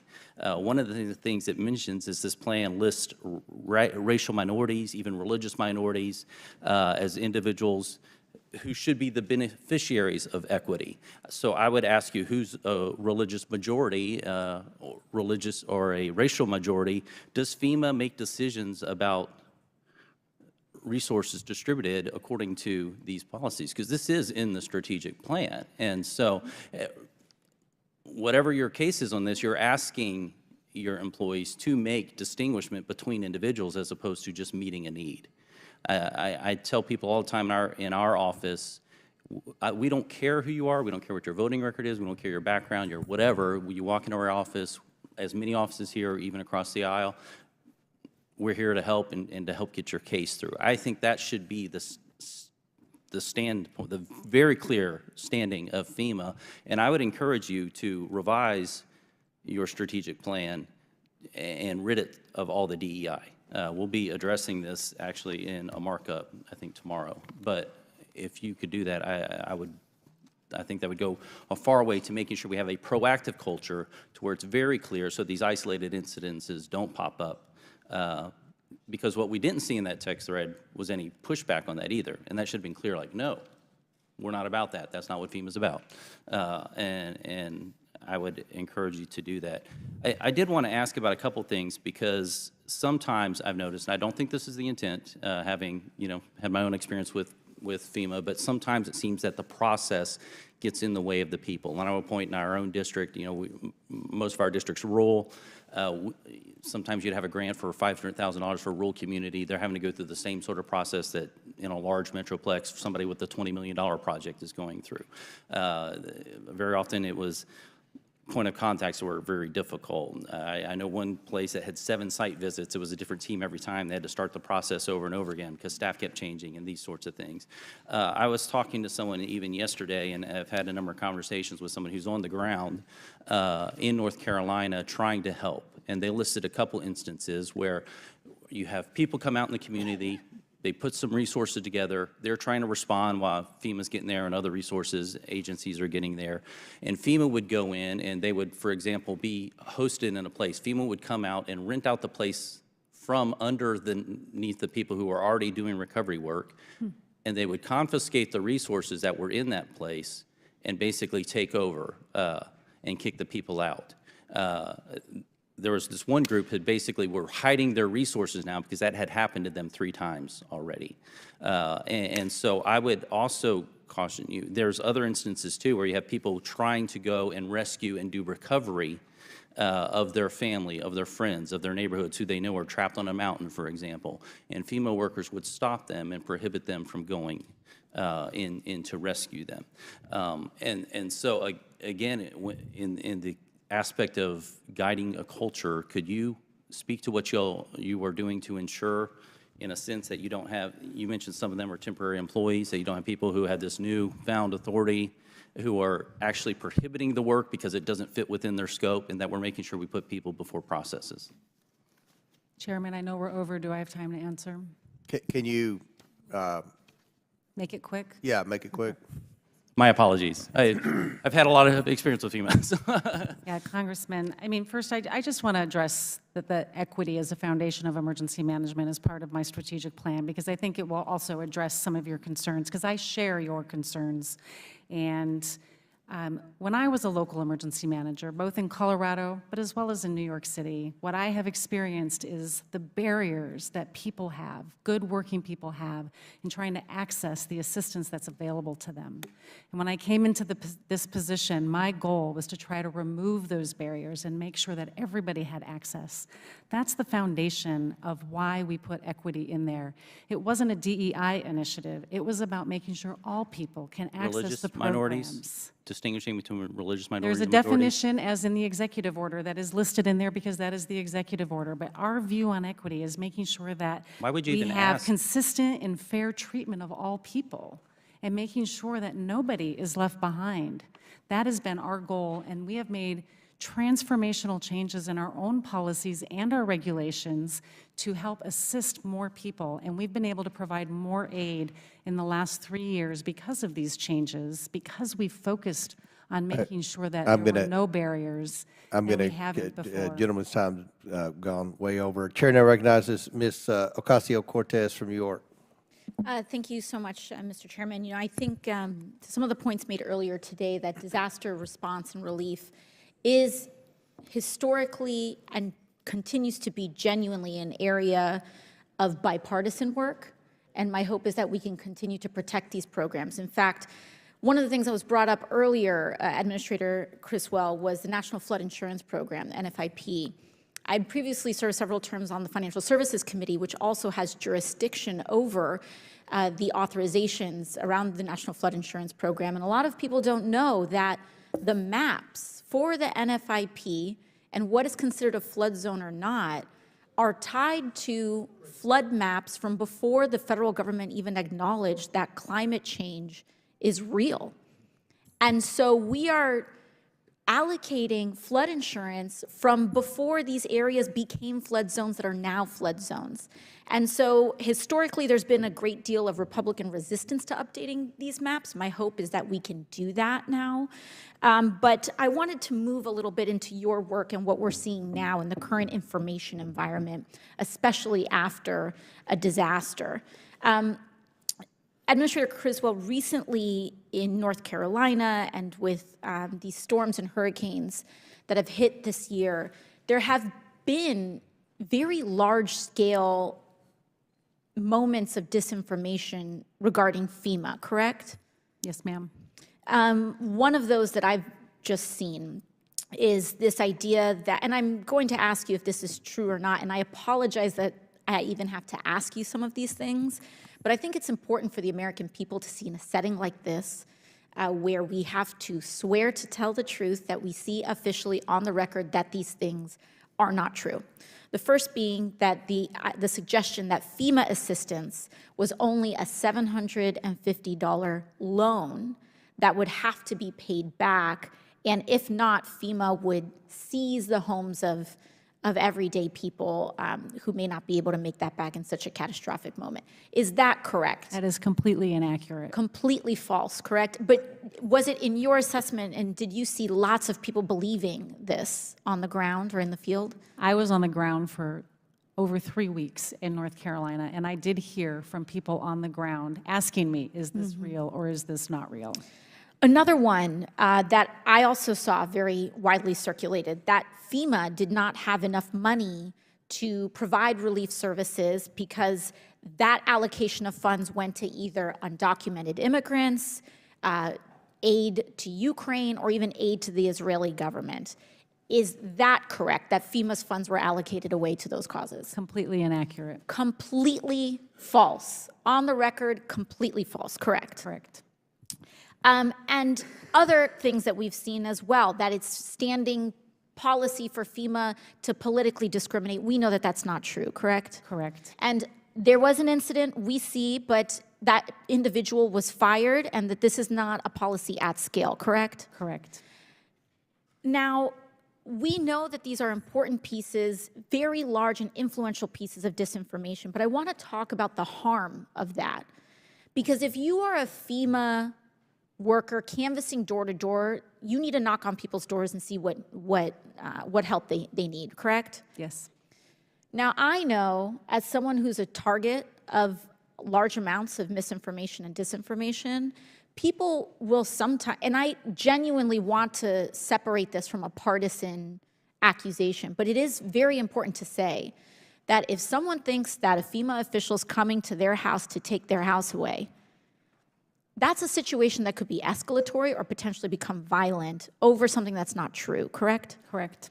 I mean, I've had people that have come to me in an escalatory way because they've believed something about me on the internet that was completely false.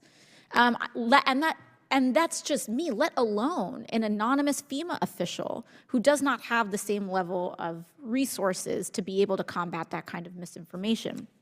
And then on top of that, when people do believe these kinds of things, what is the harm to the communities that then get convinced of these mistruths? I think, Congresswoman, one of the best stories that I can share with you was when I was in Chimney Rock, North Carolina, and I was talking to the leadership there. And Chimney Rock is the area where there were accusations that there were physical threats to our FEMA staff, where we temporarily moved all of our staff into fixed locations. When I talked to that leadership team there, they said, this is not who we are. This is looking bad on my community. Tourists may not want to come visit my community.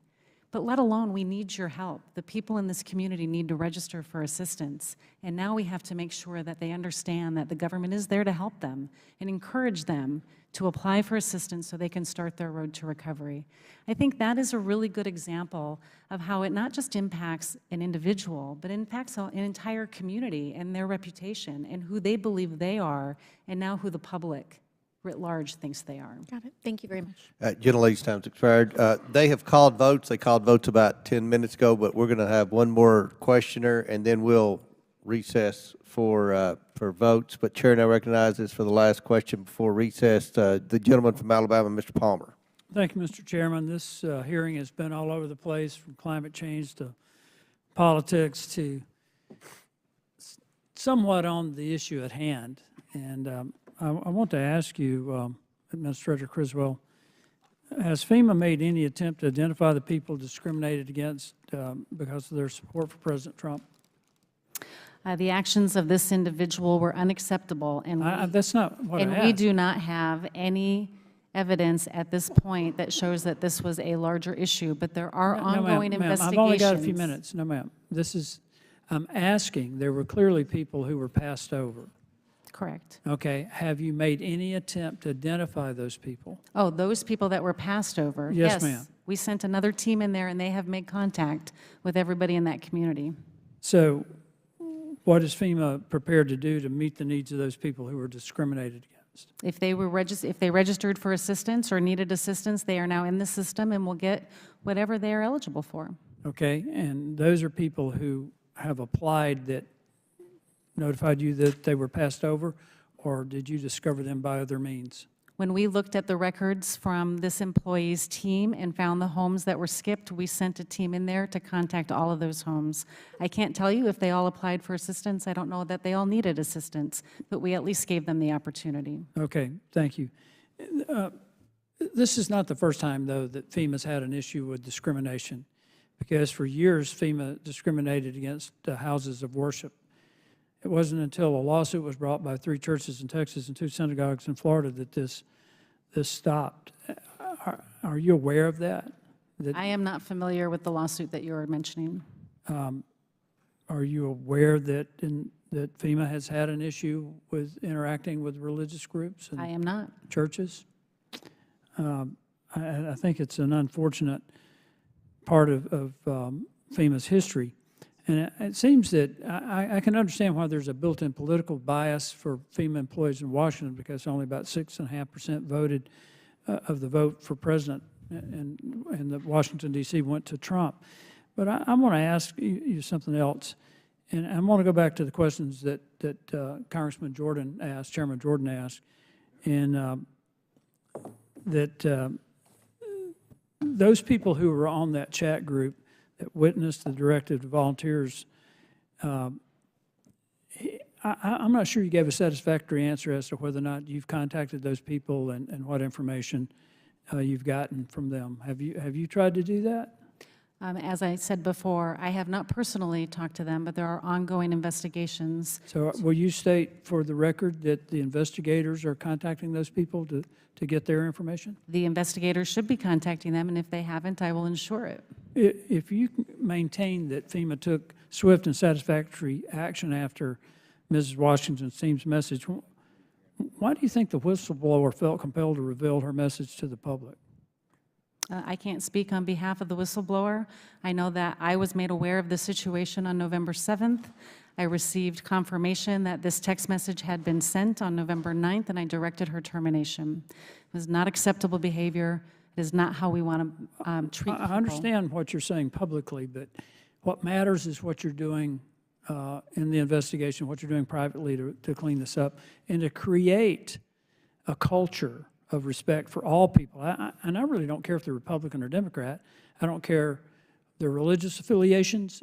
I think the role of FEMA is to provide aid when necessary. And I just want to be sure that there's substantial proof that you can offer the American people today that taxpayers who pay their hard-earned dollars to provide for these disaster response resources will not face future political discrimination from FEMA.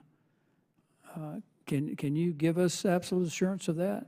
Congressman, we are here to help all people. I know, but you didn't. And I can assure you that we will understand, take but action you did against not do that. anyone who has not followed our core values of compassion, fairness, integrity, and respect. We Well, treat everybody the same. Everybody Everybody is eligible for assistance. We're counting on you doing that. And I would like to identify with Mr. Moskowitz. I thought that his perspective on the need to reorganize FEMA and Homeland Security was spot on.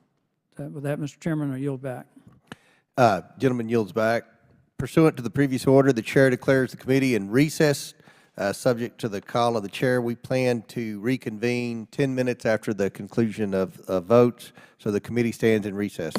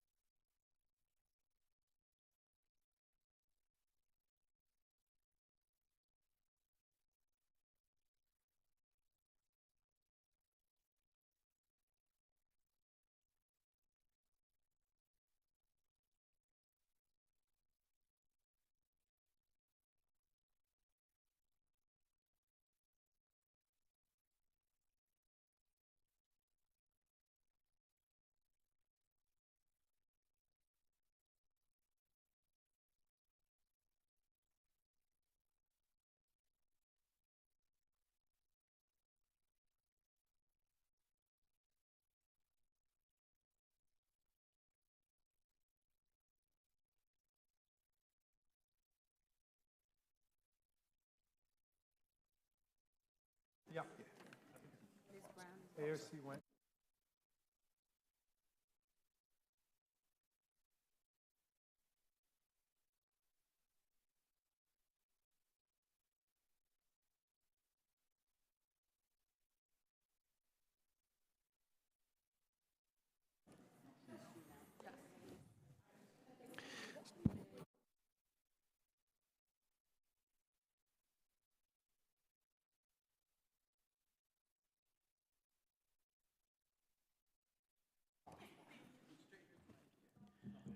Is it House Administration? Yeah, they control holidays. Okay. Do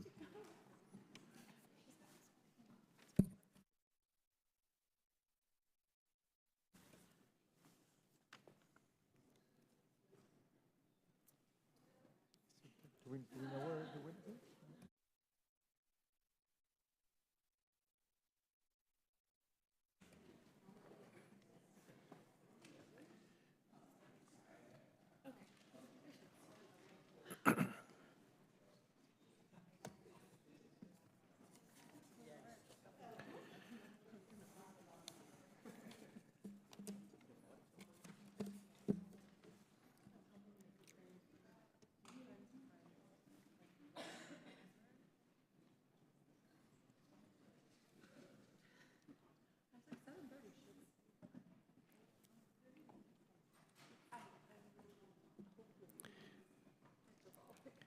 The committee will come back to order.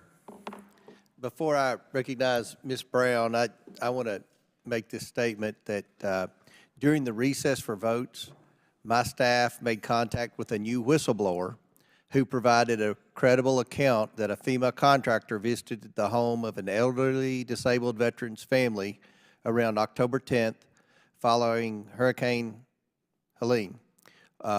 While there, the FEMA contractor recommended that the family remove Trump campaign materials and signs from both their house and their yard. He warned the family that his FEMA supervisors do not take kindly to Trump supporters and that they seem as domestic terrorists. The elderly homeowners were so frightened by this and afraid that they would not recover their loss that they removed all Trump materials and signs. Nevertheless, FEMA has not returned to their residence. This took place not in Florida, but in Georgia. Administrator, we're happy to provide you with more information on this, but we and the American people want to know what FEMA is doing to ensure that political discrimination is not dictating how the American people are receiving aid following a disaster. Mr. Chairman, will you share the information with the minority as well so we can follow up on that? Absolutely. All right, now, Chair recognizes Ms. Brown. Thank you, Mr. Chairman. This hearing has shown us why it is so important for our federal officials to remain unbiased, nonpartisan, and committed to helping every single American under their mandate. The work of the Federal Emergency Management Agency is critical and will become even more important as we continue to experience more severe weather events because of climate change. Just this year in Northeast Ohio, we experienced severe drought, extreme heat, flash floods, and destructive tornadoes, all of which took place in the span of just 1 month. I am very thankful that no deaths occurred as a result, but the destruction from these storms and climate events continue to be felt in my district and every district across the country. We are grateful for the assistance that FEMA provided, helping to assess the damage and get Northeast Ohio back on its feet. As my colleagues have said, storms and other disaster events have no political party, and they do not discriminate. They don't care if you live in a blue state, a red state, or a purple state. That is why FEMA and all of our federal agencies must remain fiercely nonpartisan. So, Administrator Criswell, can you speak to how FEMA accomplishes its mission and goals in a nonpartisan way, and why doing so is so important? Congresswoman, the work that we do, again, our mission statement of helping people before, during, and after disasters is so critical, and especially, as you mentioned, in a time when we are seeing an increase in the number of severe weather events across the United States. These weather events are becoming more complex, creating additional challenges for people across the country to recover from these events. We have to support everybody that's been impacted by this, and it is one of the reasons why I have been so determined throughout my time here to remove as many barriers to accessing our programs as possible, like the recent changes to our individual assistance program, which has been transformational, the biggest changes that we've done in probably 20 years to open up more assistance for people across the United States that have been impacted. We have to help these people get back on their road to recovery, and that's what FEMA does. We jumpstart that recovery. And can you tell us why public confidence in your mission is critical to the safety and well-being of the American public? There is nothing more important than trust. We have to have the trust of the American people. We have to have trust of the communities, the leaders that we are there to serve. We work for the governor. We work for those local communities. These disasters start and end with them, and we are there to support them, and we have to have that trust. That is why we embed people side by side with the governor's team, with community leaders' teams, so we know what issues are going on, what the challenges their communities are facing, so we can move resources into those communities to help meet those needs. Thank you. Now, it's unfortunate we've seen extremist conspiracy theories regarding FEMA's disaster response. Can you please speak to how this harmful and inaccurate rhetoric undermines your agency's mission to provide support to Americans impacted by disaster, regardless of party affiliation or anything else? Yeah, the amount of misinformation, Congresswoman, that we have seen throughout this event has really been at a whole new level. But this is something that FEMA has experienced since it was instituted in 1979. And we need to be able to reach people where they're at to help them on their road to recovery. And we do this in a number of ways. We can translate information into their native language. We can reach out to local faith-based organizations, trusted leaders in the community to help them reach out to people that have been impacted so they know that the information they're getting is accurate and that they can and should apply for assistance with FEMA. Thank you for that. And this is how our essential federal agencies should continue to operate, unaffected by partisan politics and above political interference. I'm very glad that this is something we are in agreement on today and look forward to it continuing into the future. And with that, I yield back. Gentlelady yields back. Chair recognizes Mr. Sessions from Texas. Mr. Chairman, thank you very much. Administrator, thank you for taking time to be here. I felt like that in listening to you earlier that your questions, the answers, and the things that you responded with not only showed that you had the capacity to understand the task in front of you, but that you've effectively dealt with it.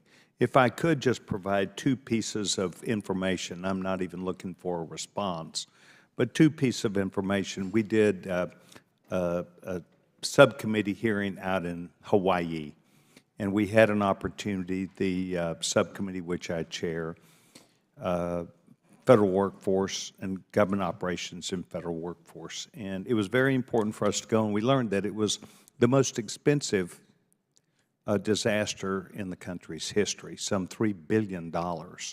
I was surprised to hear that it was the most expensive, but that's the testimony. I would draw to your attention that much of the delay that has caused much of the money that has been spent, I think could be negotiated better with the governor of the state. The FEMA representatives who were there did a great job, and I enjoy them. But they felt like that the delays in their ability to make progress to get people back onto their own home site, back in their own homes, has been delayed because the governor will not issue the necessary paperwork for them to move forward. And so they have moved them off a little bit, maybe a mile to the west, and they're building a huge new subdivision of mobile homes, essentially, that are going to cost $1 million each. And I think that many of those could have been placed maybe 4 or 5 months earlier with the assistance of the governor. I would encourage you to please engage the governor. Secondly, in 2010, there was a blast that happened at West Texas. a great big explosion, and part of that explosion destroyed many of the schools. I think the elementary school, the junior high, and the high school. We are still now 14 years off that, and there is a disagreement about the aggregated money that was spent, and FEMA still believes that West Texas, West Independent School District still owes back a great deal of money. And my staff got it deeply engaged. About a 5-hour Zoom call occurred, and at that, I think that there could have been more transparency on behalf of the federal government, because there were dollars that were lumped into aggregate areas that we could not tell what was in there, and I don't think it was a perfect match. It was apples on one side and oranges on another, and the city of West, including the school district, put things that they paid for instance, some athletic fields and some other things which were not broken out and which may have been an assumption that somebody else was paying for things. My point is saying this, you haven't personally looked at this, and I have not either, but I'm going to. And I'd like to, when I contact your regional coordinator there, I'd like to advise him that I told you that I think more transparency will be necessary so that we can effectively put this to bed. And I would like to ask that you somehow give some signal or notice. Let's get transparency. Let's resolve this. 14 years is too long. We do appreciate FEMA. We do appreciate the work they've done, and I'm proud of your work as the administrator. Mr. Chairman, I yield back my time. Gentleman yields back. Chair recognizes Ms. Lee from Pennsylvania. Thank you, Mr. Chair. And I would also like to thank Administrator Criswell for being here with us today on a very long day, obviously. But let's be real, you know, what FEMA does has never been more critical, because right now, climate change has completely flipped the script. Storms like Milton and Helene hitting landlocked states, that was unthinkable not too long ago. But now we've got places like Asheville, North Carolina, 2,000 feet above sea level and hundreds of miles from the coast, getting wrecked by hurricanes and extreme weather. So Administrator Criswell, as we're seeing more frequent and intense storms, what new challenges are you seeing emerge for your agency? As you mentioned, Congresswoman, we are seeing events like we have not seen before. I mean, I can think back to a year ago with the wildfires in Maui that were happening at the same time that we had a hurricane in the Pacific heading towards the desert lands of California. The types of events and severe weather events that we are seeing at a scale that we have not seen previously. I mean, as an example, 117-ish disasters last year, and we have over 170 already declared this year.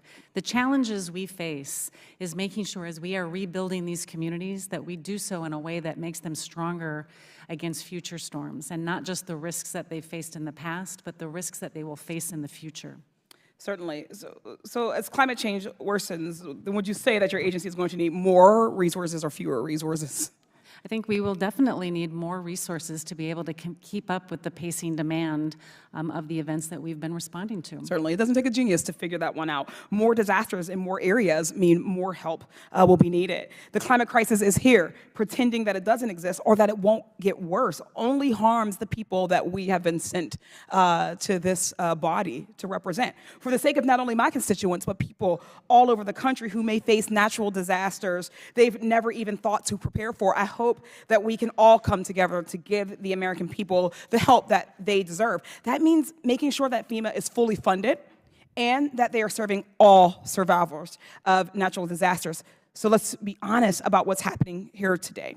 My Republican colleagues want to cherry pick this incident and sensationalize it. Well, the reality is that for decades, there has been different treatment by FEMA, for instance, towards Black and brown communities. Hurricanes Katrina, Maria, Ida, Florence, Harvey, we all saw communities of color served last or not at all. And those are difficult to discuss, but important. Several reports and investigations confirmed what those of us who are part of those communities already knew, that white disaster victims were helped first and with more money than black people of color, even when the damage was the same. Rather than fixate on a single incident, this committee should be working to ensure that the entire system is equitable for all Americans and that we're building on the work of the administration to make that so. With that said, while we're reflecting and analyzing our disaster response, I'd like to ask you, Administrator Criswell, what has FEMA done to ensure that all communities, particularly the most marginalized, are being fully served?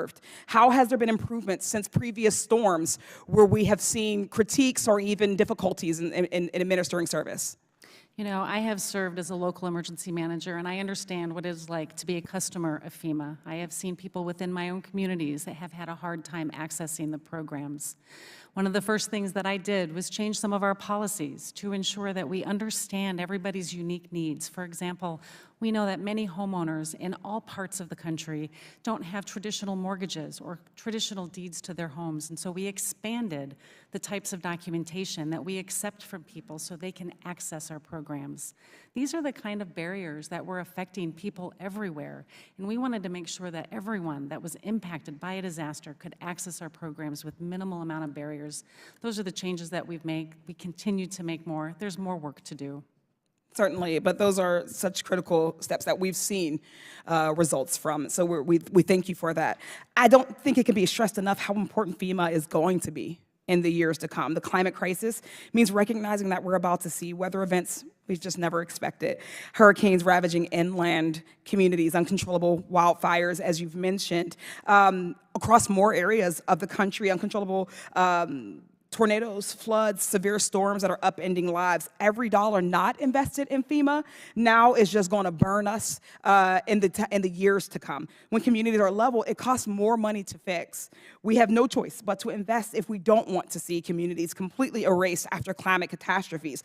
I agree with my colleagues across the aisle that partisanship has no place in distributing government services and aid, neither does race or socioeconomic status. That being said, as more and more of our constituents are affected by increasing natural disasters, it's more important than ever that we maintain that same commitment to nonpartisan distribution of aid in the coming years. I thank you again for joining us and for your testimony today, and I yield back.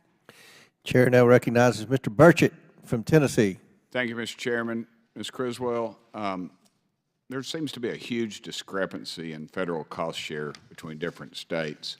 And if I had a map, I could show where it is up there on there.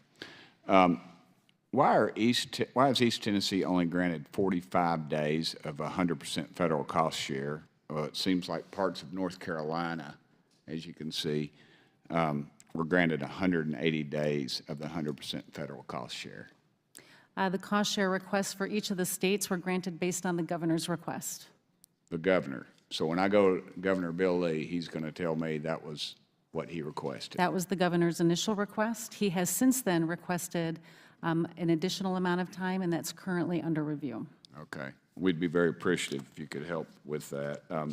Why is there a political border between Tennessee and North Carolina determining the federal cost share? Does that fall back on the governors, or is that something that you all do? I mean, it just seems like if you got a loss, you know, why should it stop at the border if obviously the devastation is in North Carolina and then the water came down through there and just wiped out parts of Tennessee as well? Presidential disaster declarations are based by statute on individual states, and then everything that goes with that, to include cost share, is based on the request from the governor as well as the overall capacity and needs of that state. Okay. When would the governor's review be finalized? We plan to have that review done in the next several weeks. Okay.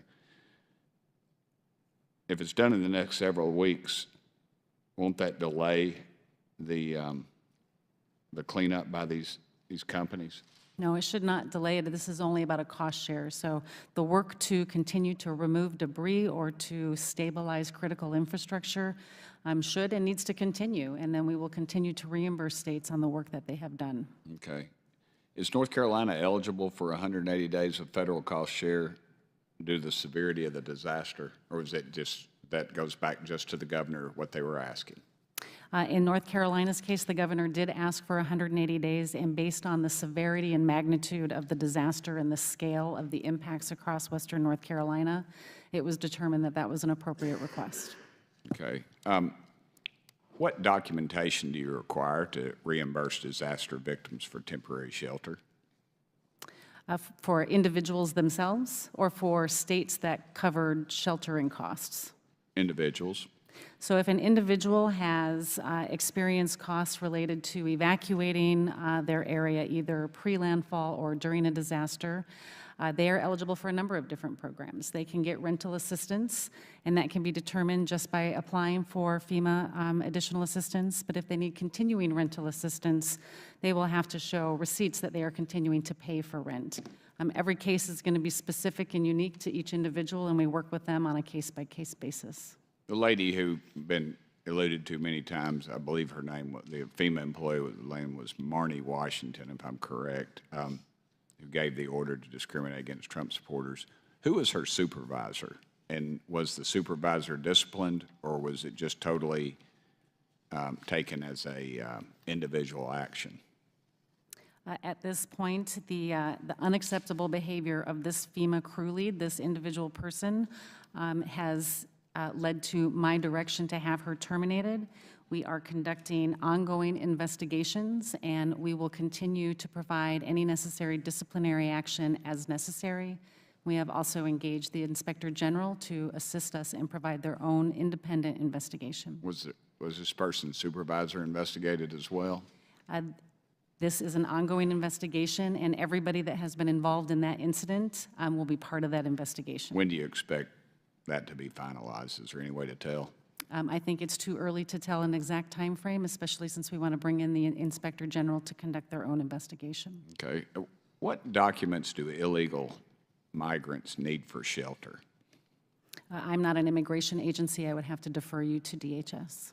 So they don't come to you all and say, when they apply for FEMA, they don't do that? Only legal citizens can get additional assistance from FEMA. There are a number of ways that they can do that, and it's all described in statute. Okay.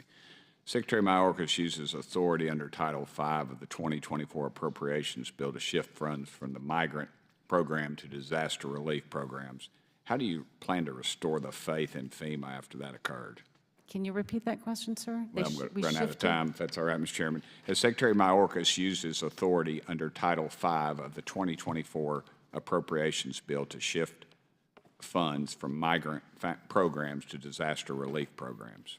I'm not aware of any funding being shifted from migrant programs into disaster relief programs. Or disaster relief is a separate appropriation from Congress. Okay, for disaster relief to migrant, either way? There has been no money shifted from the disaster relief fund under this administration to support migrant programs. Okay, I've run out of time. Thank you, Mr. Chairman. Chair recognizes Ms. Crockett. Thank you so much, Mr. Chairman, and thank you so much, Administrator, for being here. A couple of things that I want to try to run through as quickly as possible. Are you familiar with NOAA? NOAA, the National Oceanic Atmospheric Administration? Yes. Yes. And out of curiosity, you obviously knew what NOAA stood for.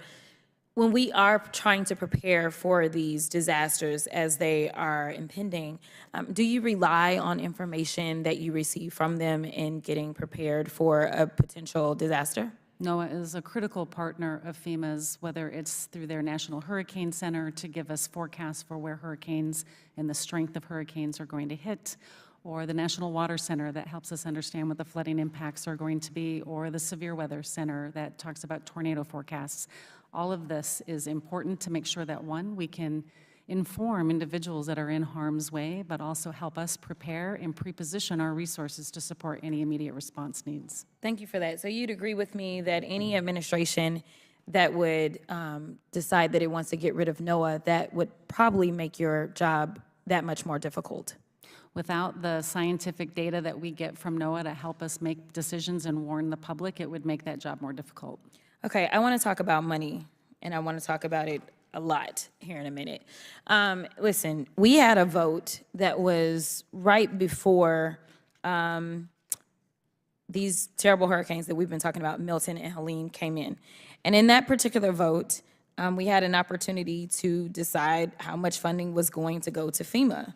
And it is my understanding that on this committee, we had a few members that decided that they were not going to vote in support of that funding. I don't know how closely you follow, but we had a number of members who actually served not only on this committee, but they serve in states that have been mentioned, such as Tennessee, North Carolina, South Carolina, and Georgia. And right now, it is my understanding that we're having a hearing because there is a concern about a specific individual who potentially skipped, I think the total was 20 homes, correct? And in those 20 homes, if you had to guess, and I don't know if you've been back to those 20 homes at this point in time to see what resources, if any, were needed, but if you had to guess approximately how much money are we talking about did not potentially get distributed immediately to those 20 homes? All 20 homes have been revisited by our disaster survivor assistance teams. I do not know how many have actually applied for assistance, but the maximum amount that's available for an individual through this disaster was $42,500 for housing assistance and another possible $42,500 for other needs assistance. Okay. What I'm hearing, though, is we're talking about 20 houses. The data that I have in front of me shows that over 18,000 interactions have been conducted for survivors of both Hurricane Helene and Milton. Is that approximately correct? I would say that that number is probably much higher than that. Okay. Give me your number. Well, somewhere, let's presuppose that the number was 18,000. If we talked about 20 out of 18,000, that would mean that we are currently using resources to have a hearing about 0.1% of interactions. So this is not something that we would consider to be widespread when we start talking about percentages that are as low as 0.1%. In addition to that, it's my understanding that as of November 13th, FEMA has delivered over 16 million meals, over 18 million liters of water, over 3,000 rolls of blue roof sheeting, over 700,000 gallons of fuel, and additionally, FEMA has delivered over 2,000 tractor-trailer deliveries containing critical supplies. Do you have any reason to have any discrepancies about those numbers? No. In addition to that, it's my understanding, oh, I'm sorry, you're right, that over 671,000 households impacted by Hurricane Helene have received over $503 million from FEMA's Serious Needs Program, and over 218,000 households impacted by Hurricane Milton have received over $145 million. Yet and still, we had members on this committee. It looks like we had, there were 82 members that opposed the bill to fund when we knew that this was coming, thanks to NOAA, and 19 of the 26 Republicans on this oversight committee voted against the bill to keep FEMA funded, and 9 are in states that were directly hit. I don't understand why we come in and pretend that we have all these issues with your agency, and I thank you for your service, when you don't want to fund it. You can't complain about these issues, and when we're talking about, you know, the people that got skipped over, maybe or maybe not, ultimately, there was a concern about safety. Now, hopefully we will get the full investigation, but we know that it was Trump that was out there himself. He was putting out disinformation and misinformation to the extent that y'all had to set up an entire website to try to combat it. That was in disservice to all Americans, because when a hurricane hits, it doesn't go into the Democratic areas. It doesn't go to the independents. It doesn't go to the Republicans. It goes to American citizens. It is time for us to decide that we are going to work together and make sure that we can take care of people regardless of the decisions that they decide to make on who they want to put into the White House. And I thank you for your service, and I yield. Chair now recognizes Mr. Fallon from Texas. Thank you, Mr. Chairman. You know, listen, when a natural disaster hits, it's devastating for those who are affected. Their lives, their health, their well-being, their livelihoods, they're all at risk. And it tosses their lives upside down. And in short, in the aftermath of these acts of God, we're going to find Americans at their most vulnerable. And they're desperate and they need help. And FEMA is the one federal agency whose primary mission is to provide them that help. And the American taxpayers, as we all know, fund it. And it doesn't matter if you're a Democrat, it doesn't matter if you're a Republican, you're an American and you pay taxes to ensure that you can be helped if, God forbid, that act of God occurs. And we don't help them by arbitrarily deciding if they support one particular candidate over another, that's not only immoral and wrong, it's criminal. It shatters the Hatch Act.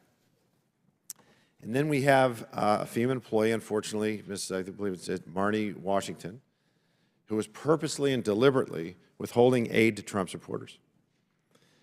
She was going to avoid those homes that had Trump signs. Director, fair to say that you were horrified when you learned of that? It is completely unacceptable, and it was heartbreaking to hear that anybody that was impacted by this disaster potentially did not get the assistance they needed. So would you say that it was an isolated incident?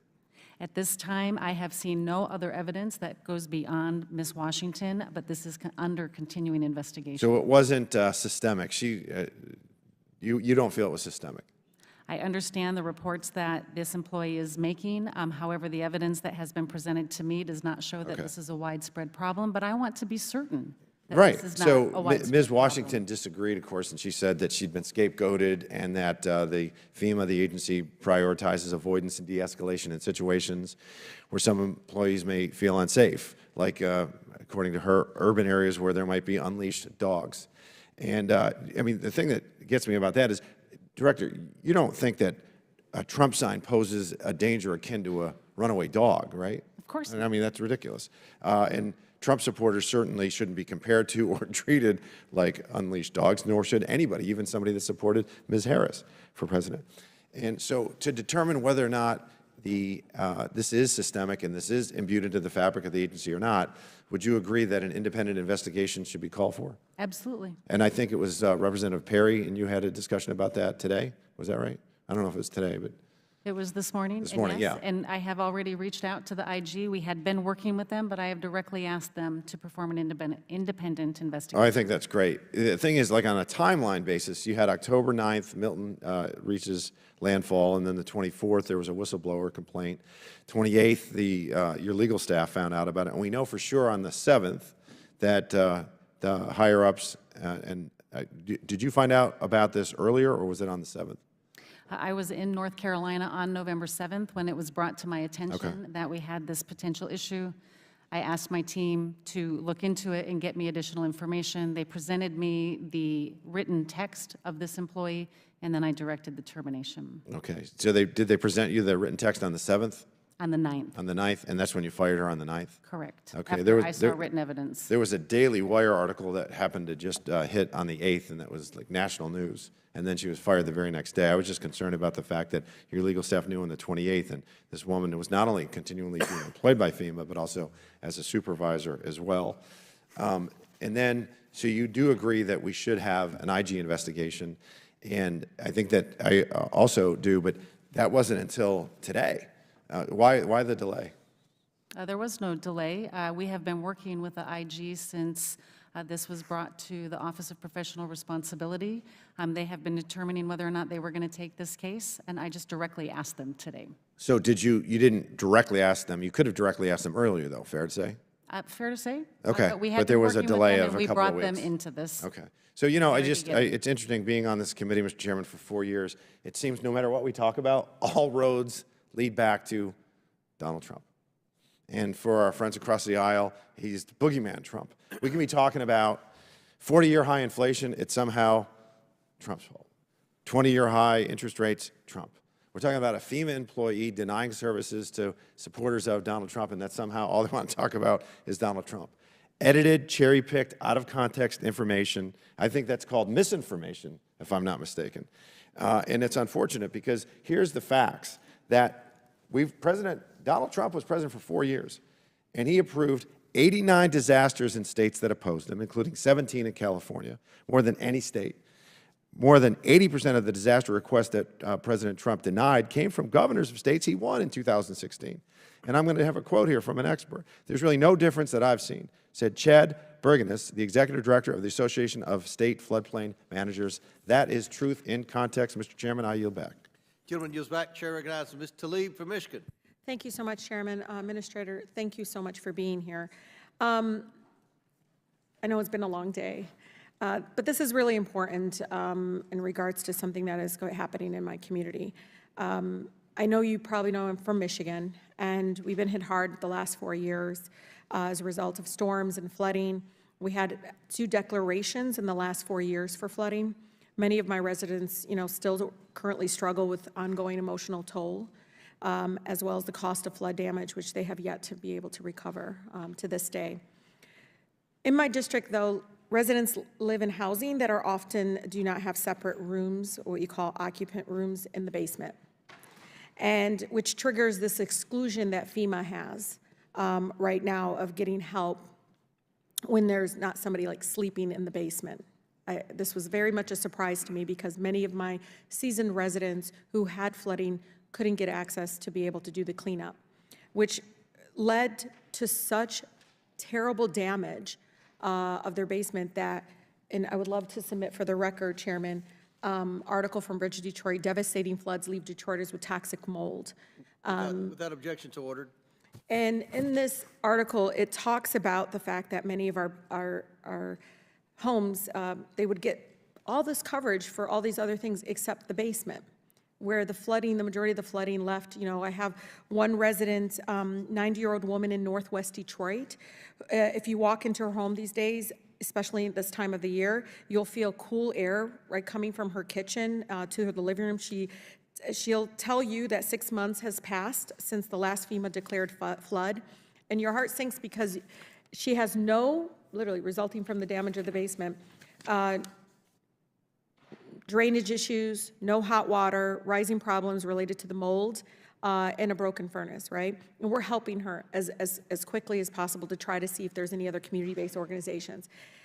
But the question then comes to my team and I is, why is this an exclusion? And would FEMA be open to working with members of Congress in a bipartisan way? Because Michigan, we got basements.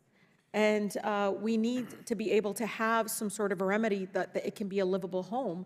Toxic mold is dangerous for any age, but especially my seasoned residents who do not, they're on fixed income, they do not have the resources to take care of that. Congresswoman, the programs that we have in our individual assistance program, one, do not replace insurance. And when somebody is underinsured or uninsured, they do have access to FEMA financial assistance through our housing programs. But unfortunately, by statute, the only thing that we are allowed to provide financial assistance with is for primary living areas. Yep. And so that would be the financial assistance that they get. I want my colleagues to hear this, especially one colleague. I think there could be a bipartisan effort here because the basement helps make the rest of the house livable. That's where the utilities are.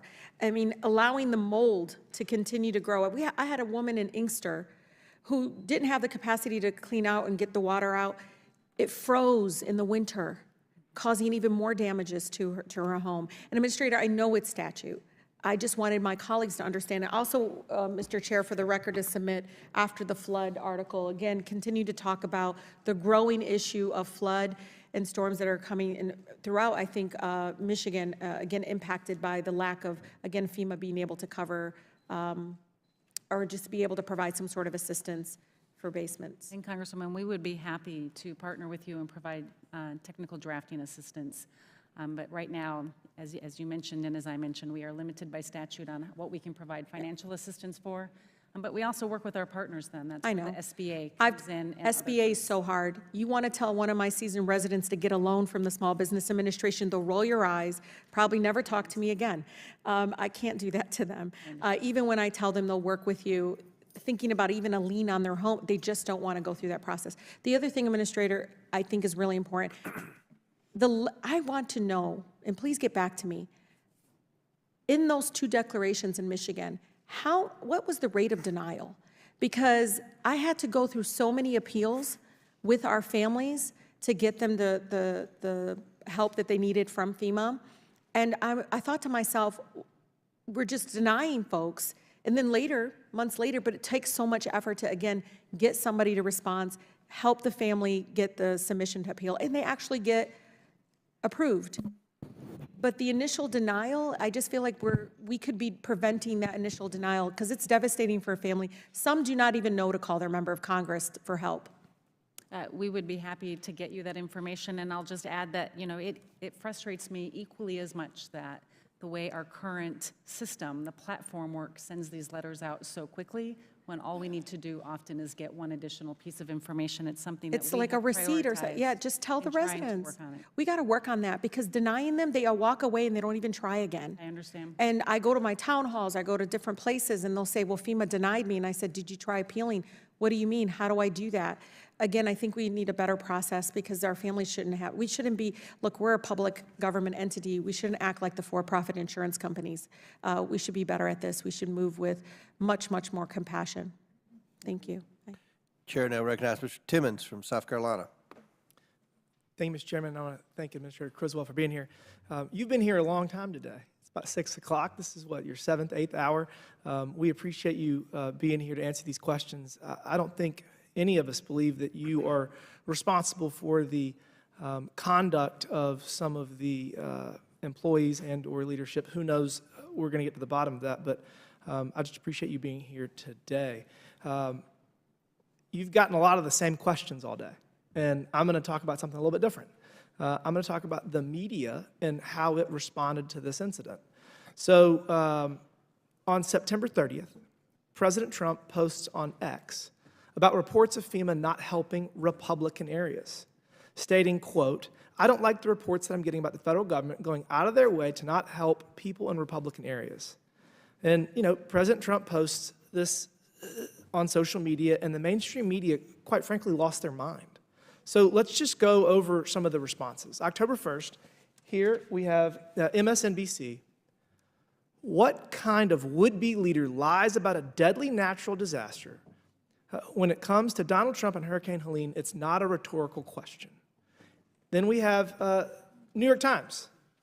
The former president falsely accused the Biden administration of neglecting areas that had voted for Republicans. Then we go to CNN. Trump cites baseless reports about anti-Republican bias in the North Carolina response. And then finally, Vox on October 8th. Trump falsely suggested that the federal government is purposely neglecting areas with Republican voters, but none of these claims are true. So it seems that at least one of them was true, and possibly more. You know, Miss Washington was fired allegedly for not providing relief to hurricane victims because of their political affiliation. I mean, we've documented that. I guess one question for you is, what exactly was she fired for? So, I mean, I guess the report is that she was terminated due to her actions not adhering to FEMA's values. Is that correct? She was terminated once I saw the written evidence that she was withholding assistance to people in communities impacted by disasters because they had a Trump sign. This goes against our core values and is inappropriate behavior. Okay, I just want to be sure we understand, because it sounds like a catch-all, the language of a not adhering to FEMA's values. It's kind of similar to conduct unbecoming an officer in the UCMJ. But I guess my bigger issue is that FEMA did not cite a specific policy that she violated. So is there a specific policy that at FEMA that forbids discrimination of any kind, or is this just a catch-all? We definitely have policies that prohibit the discrimination of anybody, whether it's the delivery of our disaster programs or the delivery of our grant programs that support communities to be better prepared for the severe weather events that they're experiencing.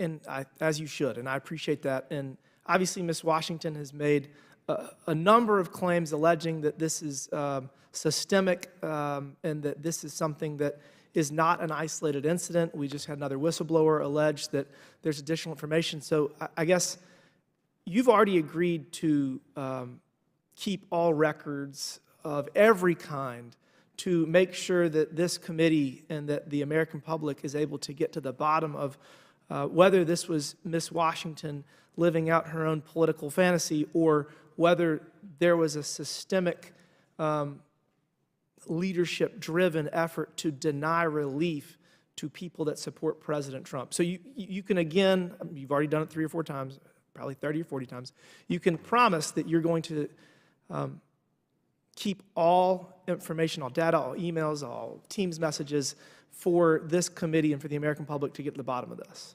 We archive all information, and as we have brought in the Inspector General and have been conducting our own investigation, all of that is available to them in the course of their investigation. Well, thank you. It seems that we're going to find a number of other people that have engaged in similar behavior, and I can promise we will get to the bottom of all of it after January 20th. So, I mean, you know, anybody that has engaged in this behavior at FEMA, I would encourage them to get their resume ready and find new jobs, because a new day is coming. And with that, Mr. Chairman, I yield back. Gentleman yields back. Chair recognizes Ms. Stansberry from New Mexico. Thank you, Mr. Chairman. Thank you, Administrator. I know it's been a very long day, and actually I'm grateful for the commentary that was made just before I began this opportunity to ask some questions and talk about today's hearing, because I think it's important to emphasize the statements that were just made, that a new day is coming on January 20th. And for any of you who are listening at home, what they're referring to is the inauguration day, when the Trump administration comes in and begins their purge of civil servants. And the reason why I'm emphasizing that is because, yes, we're here to discuss a very serious matter. And absolutely, under no condition should politics be the reason why someone is denied basic dignity, access to emergency resources, and comity by our colleagues, whether that's emergency aid in their homes or access to the bathroom here in the Capitol. And so I think it's important that we talk about what is actually motivating this hearing. Now, I want to take a moment. I'm a former federal employee. I used to work at OMB. Many people know that here on the committee. But I think a lot of people don't fully understand what FEMA does, its emergency response. And I want to say thank you to you and all of your team. During this summer's historic and catastrophic fires in my district, in Ruidoso and Mescalero Apache, you came to our district, your staff were on the ground immediately, and you deployed every possible resource. And I can tell you unequivocally that it was the best response I have ever seen to a natural disaster in my lifetime. And I can tell my colleagues across the aisle, that area is very much an area that votes Republican.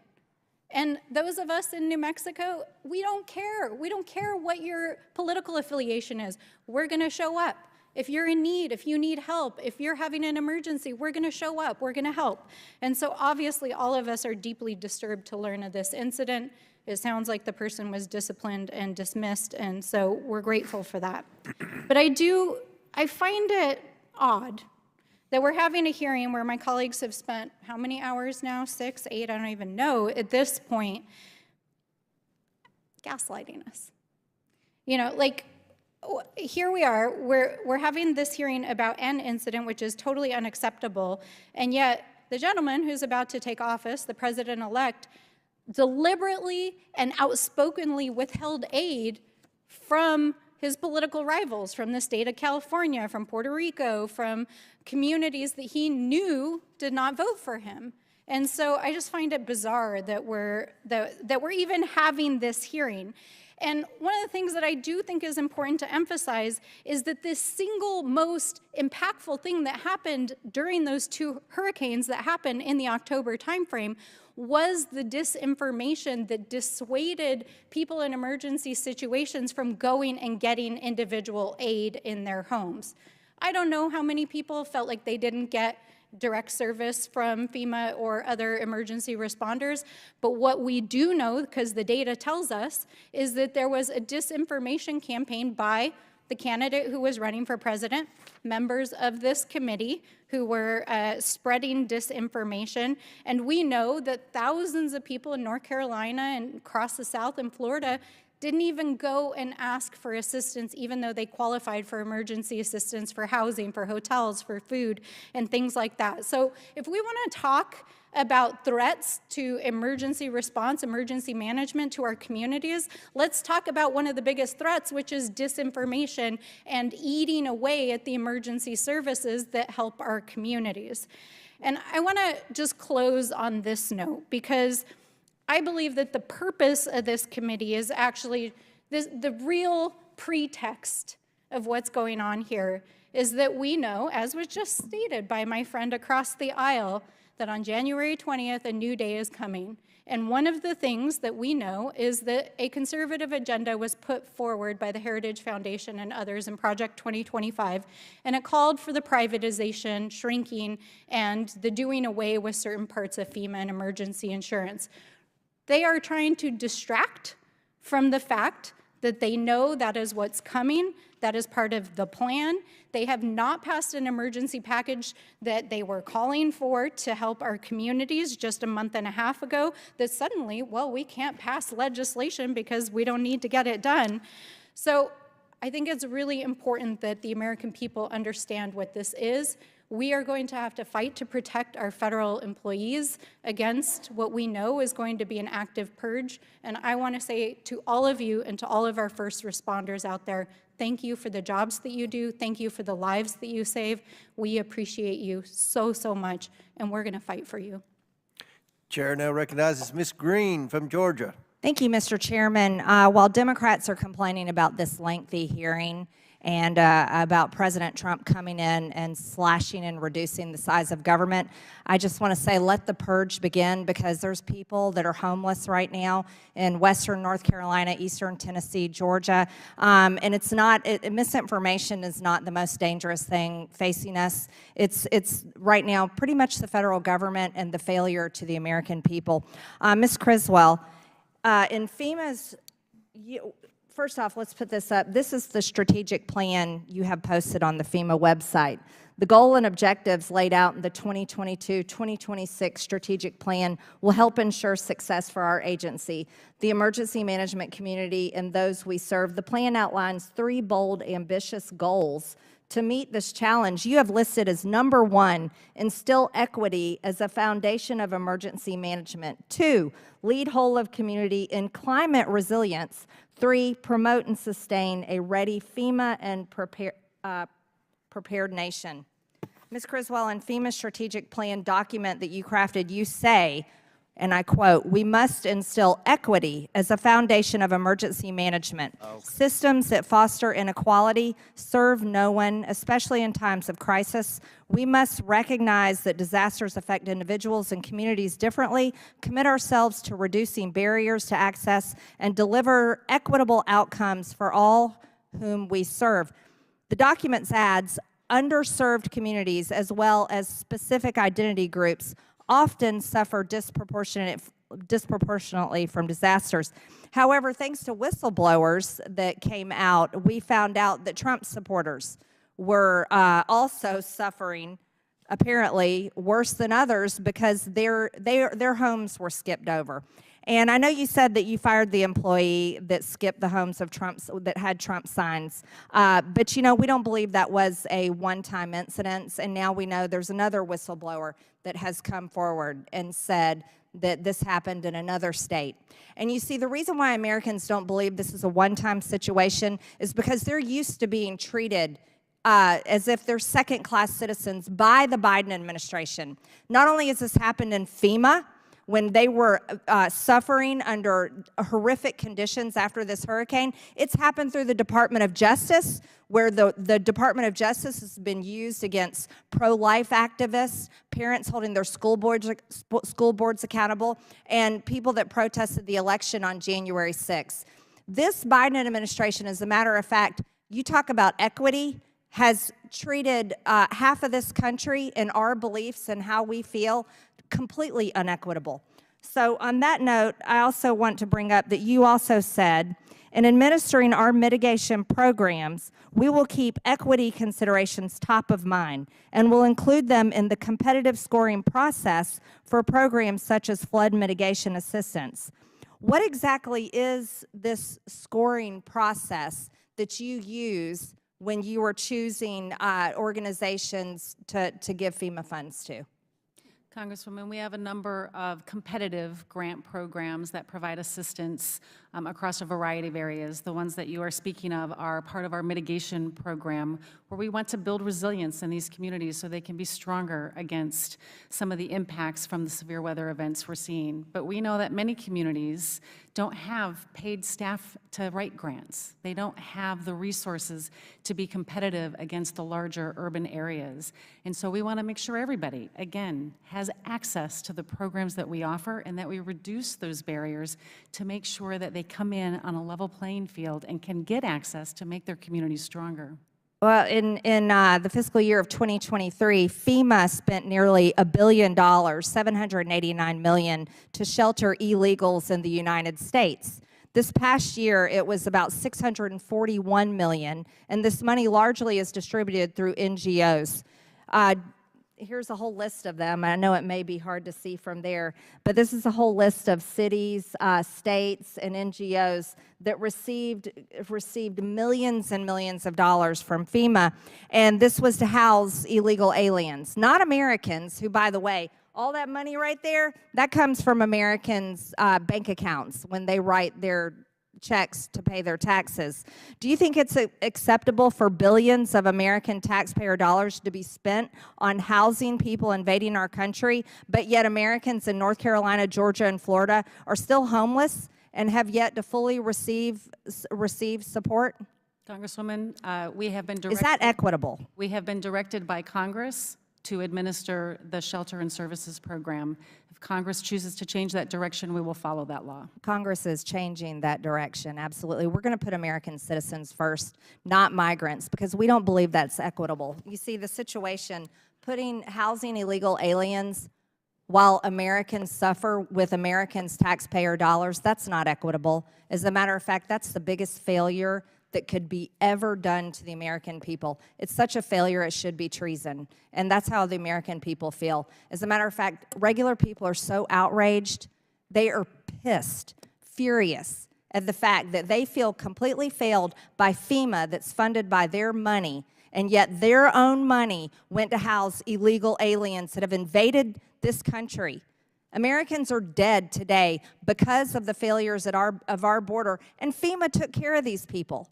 You see, we can't allow that to happen. Thank you, Mr. Chairman. I yield back. Chair now recognizes Ms. Presley from Massachusetts. Administrator Criswell, thank you for your stamina here today. It's good to see you again. Thank you for joining us today and for your leadership.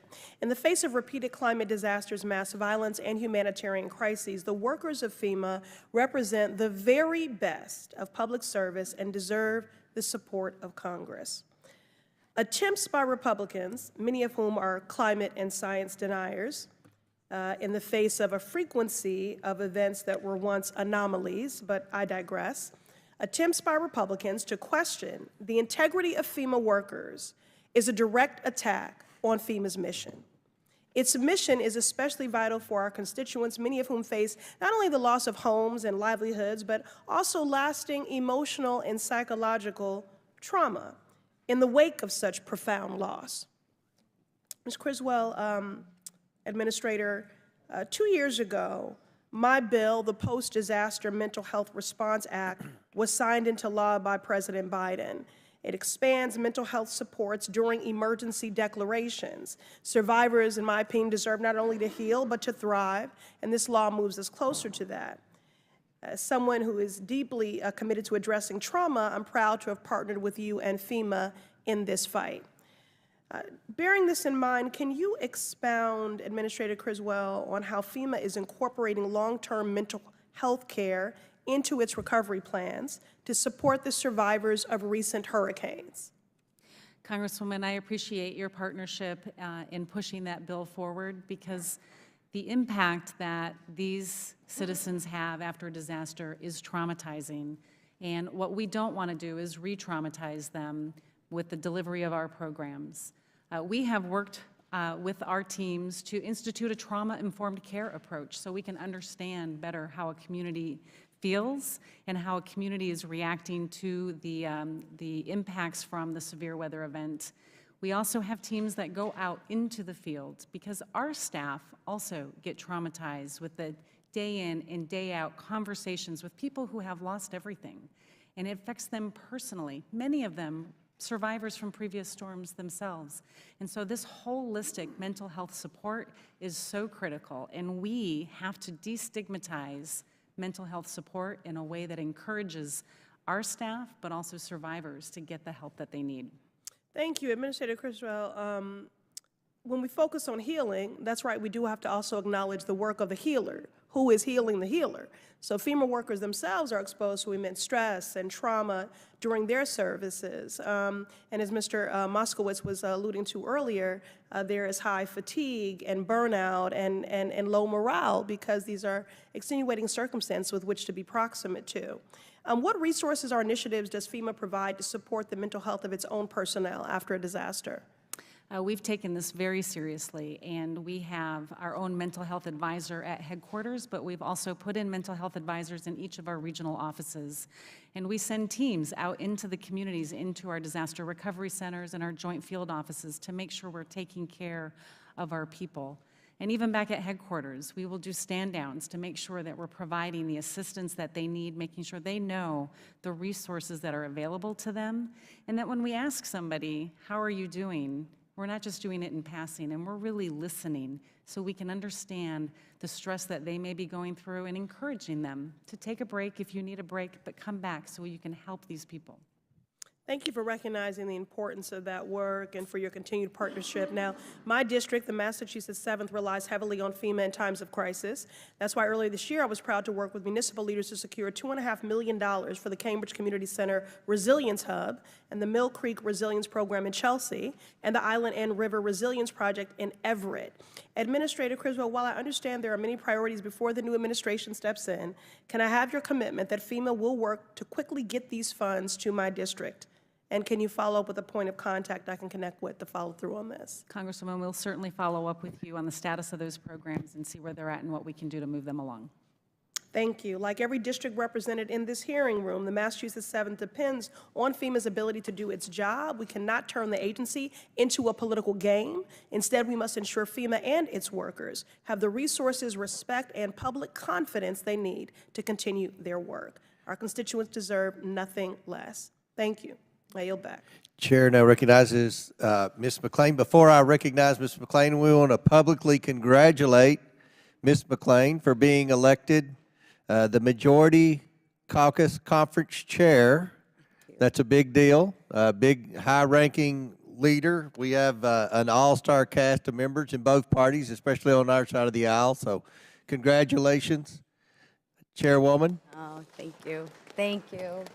Thank you. And we recognize you for 5 minutes. Thank you. I appreciate it. Thank you so much. There's been a pattern of discrimination, and I think from what I've listened to, you want to clean it up today, right? You don't approve of what happened. Neither side approves of what's happened. I mean, we've seen the weaponization of the Justice Department against President Trump, the Department of Education, investigate religious-affiliated universities, the DOJ and FBI targeted parents at school board meetings, blah, blah, blah. It goes on and on and on, right? And I think we all want to clean it up, right? Would you agree with that? Discrimination should never be tolerated. 100%. Appreciate that. Now there's a confirmed discrimination against conservatives at FEMA, right? So I just want to put up this timeline to make sure I have everything correct, right?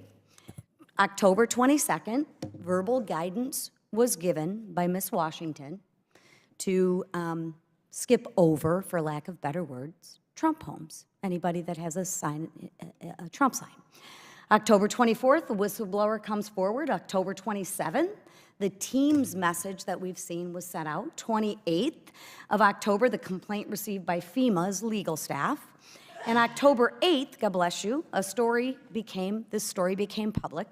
And then on November 9th, you became aware of it and terminated her position, correct? I think we're missing one step in there, Congresswoman. I was made aware of it on November 7th. November 7th. Is that, I can't see down below. Yeah, it's not up here. November 7th. And the story became public on the 8th, and then on the 9th, right? I'm sure you had. I to do was made your- aware of it on Yep. November 7th. I directed my team to get me additional information. They presented that to me on November 9th, which is when I directed the termination of the employee. Thank you. Did Ms. Washington receive a severance package? I would have to check. I don't know. When could you get back to I'll us? get So, back to so you have no idea? I do not know what the terms of her termination were. Who would? I would have to check with my mission support team. Your mission support team, okay? So who gave Ms. Washington the authority to give the verbal guidance? I do not know what motivated Ms. Washington to give that guidance. The direction that she gave was unacceptable and did not align with the way we conduct our business to help the American people. What was her title? Crew lead. Crew lead. And how many crew leads did you have? We had several crew leads. I'd have to get back to you with a specific number, but it's one of the lowest levels of supervision we have. So Ms. Washington had a supervisor? Correct. And maybe even a supervisor above that supervisor? Correct. Right? There may be layers upon layers. Okay. Why do you think she felt empowered to give that guidance? I can't speak to what motivated her to give that guidance. What I can say is I was made aware of this on November 7th. It was not acceptable behavior. When I was given the written evidence of her direction on November 9th, we directed her termination. Who is her supervisor? I don't know specifically who her supervisor is. I know that there's this individual, Chad, that has in her supervisory chain, but I don't know if that was her specific supervisor. Have you done an investigation on this since November 9th? We are currently doing an Currently investigation. doing it. It started on October 28th. So as of when it was October referred to the Office of 28th, Special we've Counsel. done a bunch of investigations, but we have no idea who her supervisor is. No, I said I personally do not know who her specific supervisor is. I have an agency of over 22,000 employees. I don't know the And you have supervisors of supervisors everyone. underneath you. Do you know if anything happened to her supervisor? This is currently under investigation. The only written evidence we had is from Ms. Washington. So we terminated Ms. Washington 3 weeks after you were made aware of it. Thank God that you were made aware of it, or this could pattern have continuously gone on, because we have layers upon layers, right? You have 22,000 people. I'm sure you have a lot of middle management, right? So you have a crew lead, you might have, I don't know what your hierarchical structure is, but you have layers of management before it gets to you, correct? We follow a very... That's a pretty simple question. Do you have layers of management before it gets to you? A very, That's a great answer. accepted chain of command practice. Wonderful. So I'll use your word. You have a chain of command before it gets to you. But you have no clue about what's happened to that chain of command and why somebody would let that happen under their watch. Do you think that's worthy of investigating? I absolutely think it's wonderful. So when can I expect a report on what has directed happened the to those IG people? to investigate this. When can we expect that report? And what consequences would you expect for a supervisor who knew this was going on? Would you expect them to be terminated as well? We have an ongoing investigation, and if we find any evidence that shows that there are additional violations of the way we conduct our business, we will certainly take appropriate action. And would appropriate action be terminated? To include Termination? termination. Wonderful. And when can we expect this report? Again, we've asked the IG to do this report, and I can connect with them. Thank you. Gentlelady yields back. Chair now recognizes Mr. Goldman from New York. Thank you, Mr. Chairman. I just want to make sure I understand what 4 hours and 20 minutes of fuss is about. Ms. Washington was a crew lead charged with helping to provide assistance to individuals in the following the hurricane. Is that right? Correct. Okay. You said that FEMA has 22,000 employees? More than. More than 22,000. Okay. And as I understand it, as soon as you saw verified written evidence that Ms. Washington used partisanship in executing her job, you immediately terminated her. Correct. And you're now doing an investigation to determine whether anyone else was involved in this. Correct. Seems like that's the right thing to do. You have a bad apple out of 22,000, and you identified it and you fired it. I don't understand what the massive fuss here is. It's obviously, as you say, unacceptable conduct, and you acted immediately. So this, I've not been in here all day, but I've heard the same questions 5 times myself. I'm sure you've heard them many more times. But it does beg the question about what happens to FEMA if partisanship bleeds into its mission. And I want to bring up 2 examples from the last administration. Hurricane Maria, you may recall, in September of 2017, hit Puerto Rico, resulting in nearly 3,000 deaths. Donald Trump was president then, and he blocked the full release of the emergency assistance appropriated by Congress in 2018 and permitted only a small percentage of the money to go to the island. He insisted that Puerto Rico was not in need of that assistance and alleged that the death tolls had been politically inflated, quote, to make me look as bad as possible. In November of 2018, California suffered the most destructive and deadliest wildfire in the state's history. Donald Trump, according to his own former National Security Council staffer, refused to approve disaster aid because the state of California had a Democratic governor and did not vote for him. In fact, this former staffer had to go and pull out the voting records from Orange County where the fire was to show Donald Trump that Orange County had more supporters for Trump than the entire state of Iowa, so that he would ultimately release the funding. Now, that appears to me to inject partisanship in administering disaster relief. Is that your understanding of what I just recited to you, Ms. Criswell? I was not the FEMA administrator during that time, and I would not care to comment on that. Well, I think it's pretty self-evident that that is exactly what it was. And this now has continued in the recent disasters. We're here focused on one rogue employee who was justifiably and correctly fired. But Donald Trump went on a misinformation campaign to slander your organization. He at one point said that President Biden was sleeping and he was not responding to Georgia Governor Brian Kemp. Brian Kemp responded, "The president just called me yesterday afternoon and I missed him and I called him right back and he just say, 'Hey, what do you need?' And I told him, we've got what we need. We'll work through the federal process." How about this one? Governor Ron DeSantis, everything we've asked for from President Biden, he has approved. And we do think we'll get more approvals. Republican Governor Brian Kemp of Georgia, we got what we need from FEMA. We've had FEMA embedded with us since, a day or two before the storm hit. Governor Glenn Youngkin, Republican of Virginia, I'm incredibly appreciative of the rapid response and the cooperation from the federal team at FEMA. Yet Donald Trump was spreading misinformation that FEMA was not doing its job. And in the last few seconds, I'd like for you to explain how that misinformation hindered FEMA's efforts to provide disaster relief to those in need. Any type of misinformation that creates some type of mistrust in the federal government creates a lack of opportunity for individuals that have been impacted by these disasters to get the assistance that they need and that they're eligible for.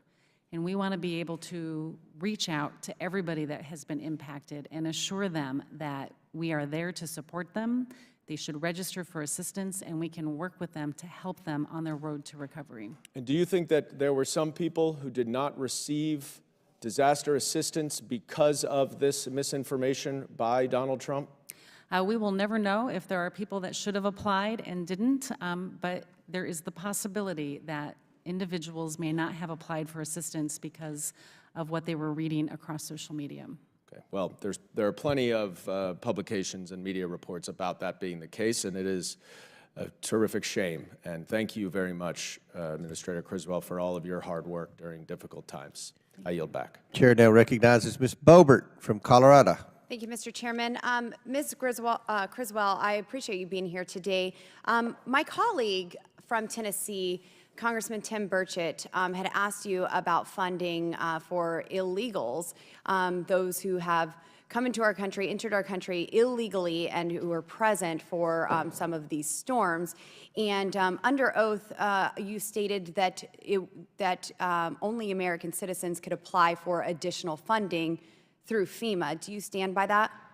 American citizens and eligible legal aliens can. Legal aliens, those who have come through the ports of entry legally and have their green card or anything else. Well, we have illegal aliens who have entered our country, and FEMA itself has reported $380 million in additional funding to communities receiving migrants.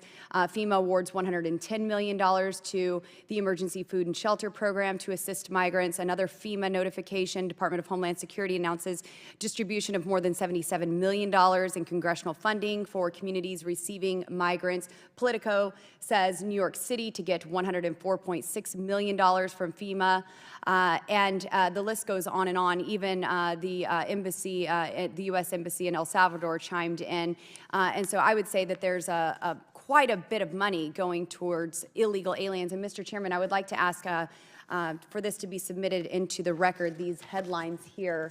Without objection, so ordered. Thank you, Mr. Chairman. Now, Ms. Criswell, we've heard that Ms. Washington said that she's being used as a scapegoat, and I kind of lean to believe that, because here today we have this list of chain of commands. We have supervisors who are all around her, yet we can't point to any specific supervisor who's being held accountable here. We've heard that there's an investigation. We hear about investigations all the time. Ms. Criswell, I have people sit here in front of this committee and tell us all about investigations, and then we never receive any information from that. We have seen the devastation of American citizens who have been impacted by these hurricanes, and they want answers. So is Ms. Washington being used as a scapegoat for carrying out the directive to not go to homes with Trump signs? I received information on November 7th that there was an employee that had directed homes with Trump signs be avoided. And you terminated her, but are there others who are going to be held accountable? Now let me ask you this, okay, you have the investigation that's been asked of you. What are you going to do to preserve this investigation and ensure that it continues in the next administration? We will fully cooperate with the IG if they choose to take on this investigation. It has also been elevated to the Office of Special Counsel. And in this investigation, sorry, my time is running out. And in this internal investigation or outside, if you never find anyone who's actually culpable for this, are you going to take any blame? We are conducting ongoing Are investigations. you going to take any blame if no one is found? If we find anyone that has been violating the way we deliver I'll assistance. move on. I'm sorry, you're not answering my question directly. So this is a culture that the Biden administration has allowed to cultivate as, and I believe that you are a part of this, as FEMA. And I would hope that you would take responsibility for allowing your employees to discriminate those who they help based on politics, rather than just dismissing it on an investigation. Now, are there barriers within FEMA between public and private partnerships or relationships, or is FEMA only focused on blocking resources from Trump supporters? Can private citizens help in an emergency? The actions of one individual are not representative of the way FEMA delivers its programs. Can FEMA work with private citizens in an emergency to get resources to American citizens? I think you would have to give me some specific examples of what you mean. Okay, so we have Elon Musk. He said, quote, "My blood is boiling." Mr. Chairman, I would like to submit for the record this article that was printed in regards to Elon Musk is being furious over FEMA blocking SpaceX engineers from Without objection, so ordered. So when Elon Musk is furious that he can't get Starlink delivered to folks, when I have Congressman Corey Mills who has to deploy a mission team to bring 26 systems of Starlink to those who are suffering, when the missing persons list is 1,500 people before Starlink is brought to them by a sitting member of Congress, not by FEMA, and that number goes down to 600 once communication is able to begin, when a member of Congress has to bring 23,000 pounds of supplies, when Elon Musk is saying we want to get internet, we want to get connectivity and communication to citizens, we want to bring supplies, and yet FEMA is blocking supplies. FEMA is seizing supplies. When I have a senior high school student from Rifle, Colorado, Cody Wyatt, who is driving across country to get supplies because FEMA hasn't been seen in 11 days in North Carolina or in Pensacola, Florida, when they aren't present, can citizens help, or is FEMA going to continue to block private citizens and refuse to help those based on their political affiliation? FEMA has never blocked any assistance from moving around any of the states that were impacted. In fact, when Mr. Musk released that statement, we had over 70 Starlink satellite terminals in and around North Carolina, exceeding what he For had 11 already days, said. Congressman Corey Mills did not see a single FEMA representative or truck, and I have witnesses as well in Florida who did not see any help from FEMA for days. We were on the ground before the disaster started. We'll see You in your can read in investigation. my testimony. We'll see in your investigation I have if it's ever details released. in my testimony, my written testimony, that shows our exact response. You can read the details there. Before I recognize Mr. Burleson, ranking member has a unanimous consent request. Thank you, Mr. Chairman. 3 articles here from Reuters, an article dated October 23, fact check, FEMA disaster funds not diverted to migrants by Biden administration. Washington Post, October 4, 2024, no, Biden did not take FEMA relief money to use on migrants, but Donald Trump did. And from Axios, an article dated August 27, 2019, entitled, Trump reallocates $155 million from FEMA disaster relief to fund ICE. And then finally, one other one, which is a FEMA press release from October 1, 2024, entitled, DHS announces $210 million of additional funds to protect faith-based institutions and nonprofits against targeted attacks. Thanks so much. Without objection to order, Chair recognizes Mr. Burleson from Missouri. Thank you, Chairman Comer and Ms. Criswell. Thank you for being here with us today. You know, the underlying facts behind why we're here has got me thinking about, how do we end up at this point? And I think it didn't happen overnight. This is not just one anecdotal story. This is a part of a long list of grievances that the American people have experienced. The whole thing is just very, very familiar. The names change, the agencies change, the bureaucrats change, but the people on the receiving end of it are still the same. You see, the bigger the government, the smaller the individual. And it's these individuals who feel like, they don't feel like it, they've been told that they're garbage. And they're treated like garbage.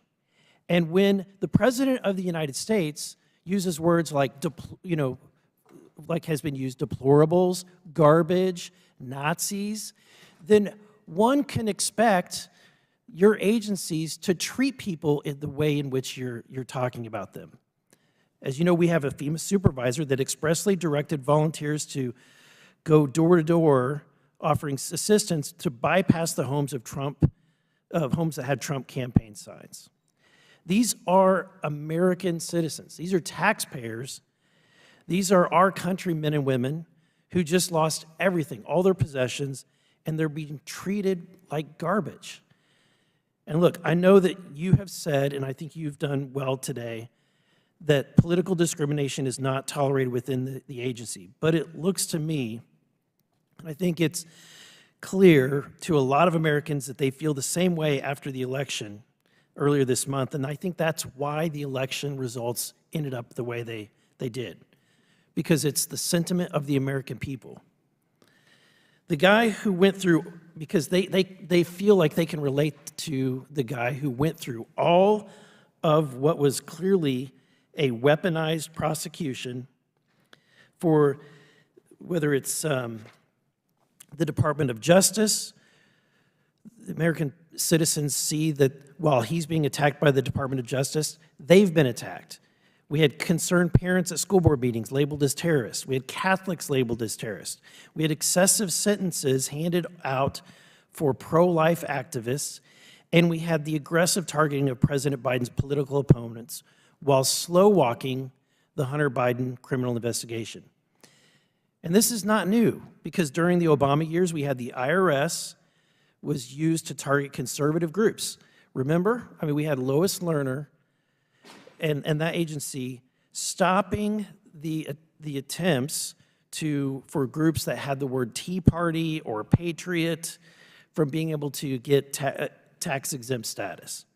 Or how about during COVID, when the Biden administration pressured social media platforms to censor, quote, disinformation about COVID-19, including alternative treatment options, or their concerns were forced vaccinations, or if somebody had the idea that it leaked from a U.S. government-funded coronavirus lab in Wuhan rather than some animal in a wet market.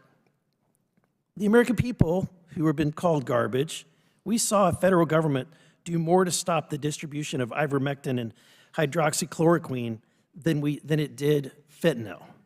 We saw all of these and more. We saw rent-a-riot campaigns like BLM and Antifa not being prosecuted for all of their fires and destruction, but yet when conservatives have a protest, it's called an insurrection. And grandmas and grandpas who supported Trump are still being thrown in jail. We saw financial institutions work with law enforcement to mark Americans as domestic terror threats for buying religious texts or firearms or supporting Donald Trump. There's so many other examples. Trump himself has been attacked by the Department of Justice, Jack Smith, Fani Willis, all this lawfare. We have the FBI censoring information about the Hunter Biden laptop. We have the Democratic Party laundering fraudulent Oppo research like the bogus Steele dossier to journalists and the intelligence agencies, all back them up, siding with a particular political party. The whole thing was so absurd and stupid, but again, this culture of political bias against conservatives and Trump is how this is cultivated. The American people want and they deserve their government to be nonpartisan. They want their government to be fair. They want justice to be blind. And they're frustrated when they see their government weaponized against them because they dare to support the guy who said, let's drain the swamp. And so this didn't happen overnight. It came from a long litany of events where some Americans were treated like garbage. And I can't wait for DOGE, the Department of Government Efficiency, to get in under the next administration and start making this government work more efficiently. Because this town does need a purge. This town needs an enema. And honestly, I can't wait. Thank you, Mr. Chairman. Gentleman yields back. Chair recognizes Mr. Higgins from Louisiana. Well, that was difficult testimony to follow. That's a tough act. Ms. Criswell, I thank you for being before us today. Mr. Chairman, I have to say to my colleagues on both sides of the aisle, I've had extensive communications and interactions with Ms. Criswell's team, and she has personally responded to many of my inquiries, official inquiries. We've worked through hundreds and hundreds of very complicated claims after Hurricanes Laura and Delta that hit the heart of my district in the middle of COVID. It was the worst thing you could possibly imagine. Very powerful hurricanes, a Category 5 and a Category 4, back-to-back, 1 month apart in the summer of 2020. It was incredibly difficult to respond to. And so I'm just going to say that through the course of the years, I've found that Ms. Criswell's team has been about as responsive as you could find any large bureaucracy anywhere in the world. And I would challenge any colleagues that would question the good lady's character, because I have found her character to be fine. She runs an organization that many of us are almost paid to hate, you know. But it's 22,000 employees, which sometimes things can get out of hand. But I have to say, madam, that your response to my office through the years has been as excellent as it can be under difficult circumstances. Ma'am, when FEMA interacts with a particular government entity or private entity after a disaster, and planning is made and funding is shared for rebuilding, sometimes extensions for work are required. Is that correct? Correct. If the schedule for reconstruction is interrupted by supply chains and workforce restrictions, things like that, the entity that's in partnership with FEMA to restore their services, they have the opportunity to ask for an extension, correct? Yes. Okay. I have a letter, Mr. Chairman, request unanimous consent to submit from Lake Charles Harbor and Terminal District regarding just such an extension for a request for extension for permanent work to be performed. I'd ask that your office take it into full consideration, ma'am. Absolutely, Senator. Thank you, ma'am. I'll deliver that to you. This deal it was outrageous.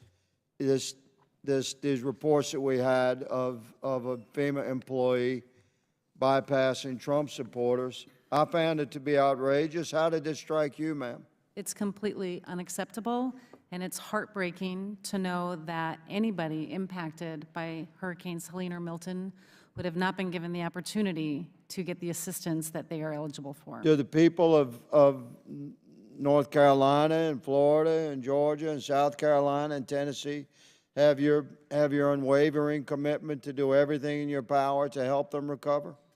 Absolutely. We will be with all of these communities every step of the way throughout their recovery. Okay, so I think it's fair that we hold you to that commitment, don't you? Yes. Yes, ma'am.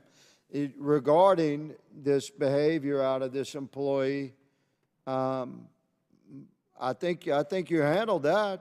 I mean, you discovered the behavior on one day, you confirmed the behavior the next day, and you fired your employee the following day. And then you initiated an investigation to look for what? If there's anything deeper, like some cultural existence that you aren't aware of this type of behavior? Is that what your investigation is seeking? We're doing additional investigations to be certain where the direction came from. If you find more of that, will more people get fired? If we find any additional evidence that there was discrimination against a political party. Quickly, you had questioned how she came to that.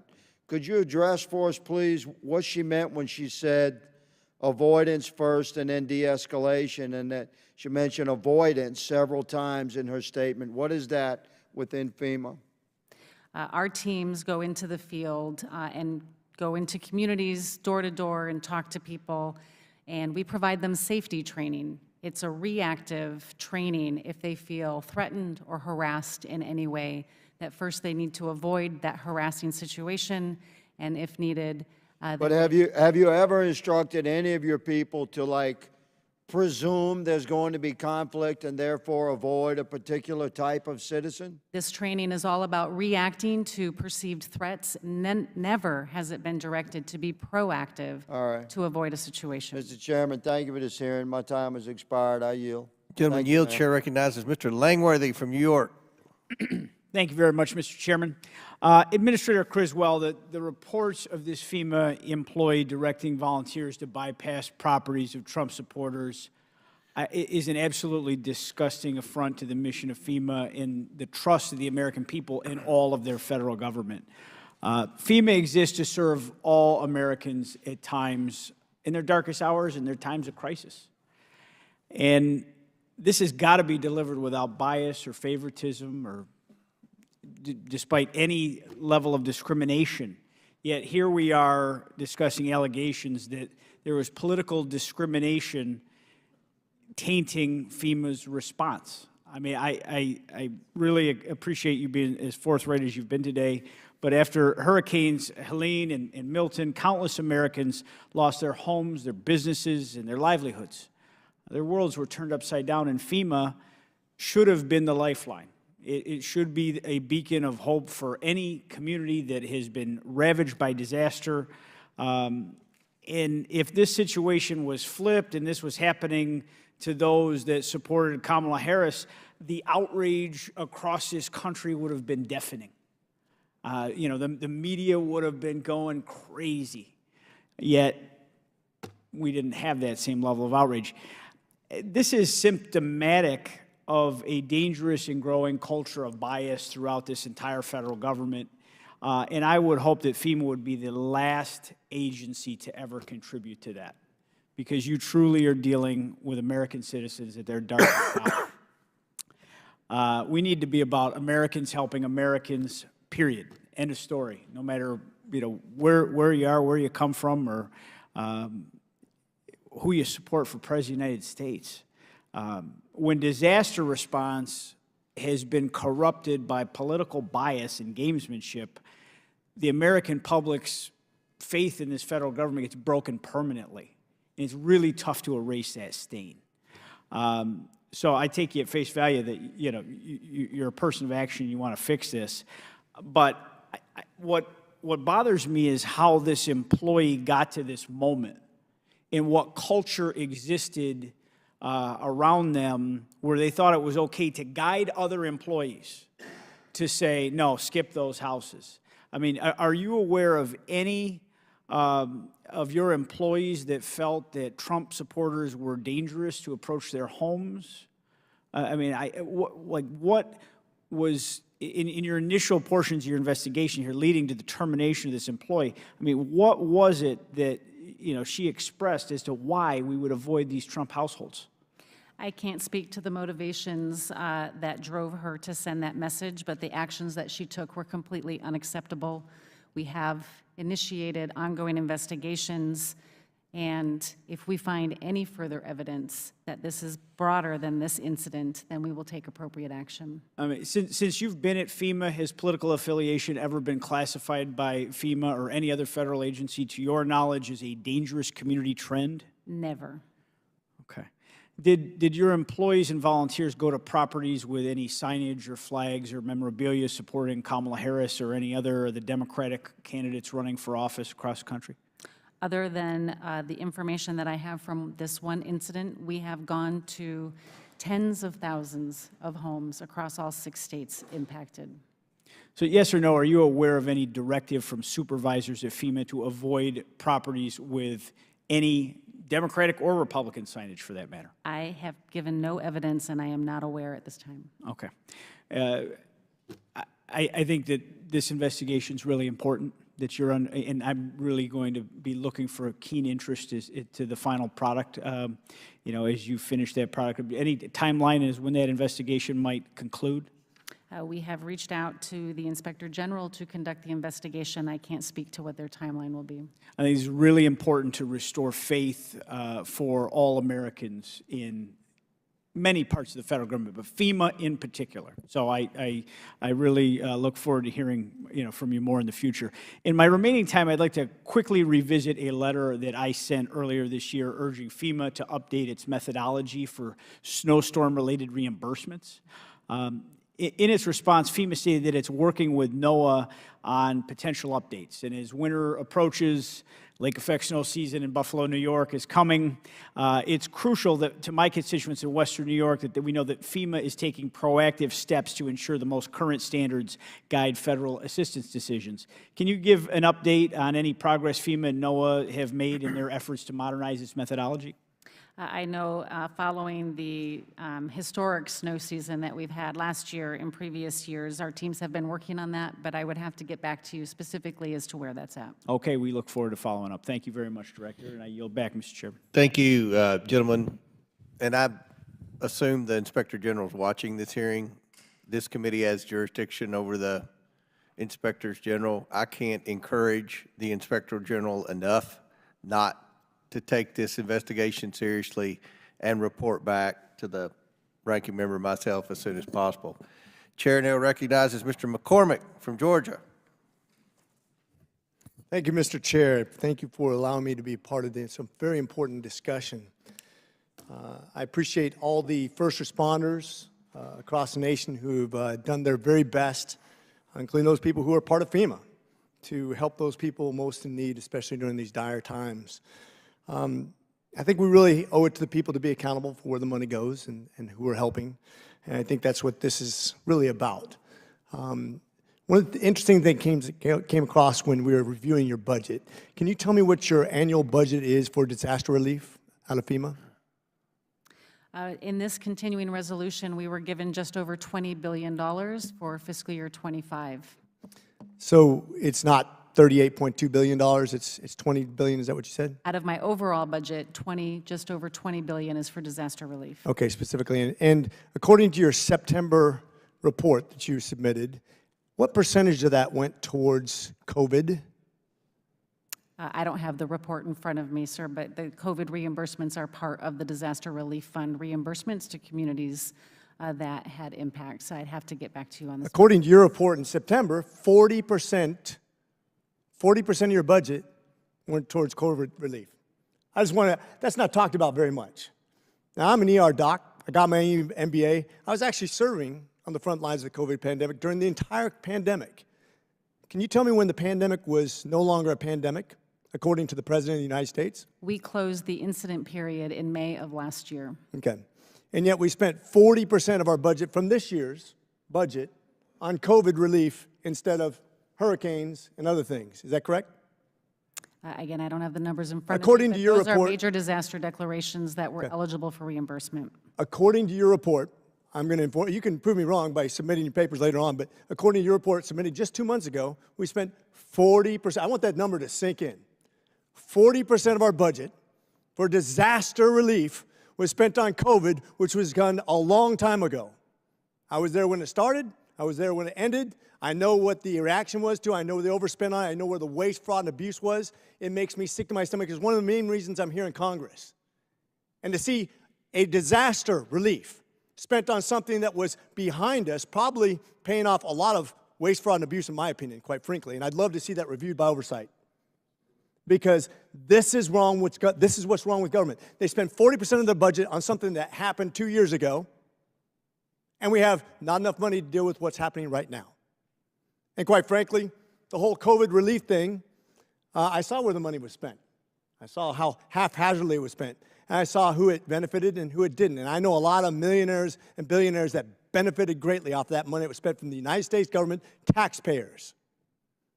And that's what I'm very upset about. And that's why I'm here today as part of the COVID committee, as a doctor who watched this stuff happen firsthand. And now to see a budget that I think is very dishonest. I think you guys should be, I know what happened with somebody who skipped over a Trump house. I get that, and I think it's environmental as far as the way that the prevailing attitude was. I understand you've fired somebody, which I'm very happy about. I understand you're looking into other people that might be at odds with what you're supposed to accomplish. But to have a budget that's dedicated almost half of their budget to something that ended a long time ago, can you explain that? All 50 states received a disaster declaration in the previous administration to support their reimbursements for the costs experienced from for this year? These are all payments from the disaster declarations declared during the previous administration in 2020. So you mean to tell me that you had to do it? These were presidentially declared disasters, just like all disasters. And as people, so you're saying yes, you had to do it. Is that correct? Yes, as communities. So you're by law binded to spend 40% of your budget on COVID response.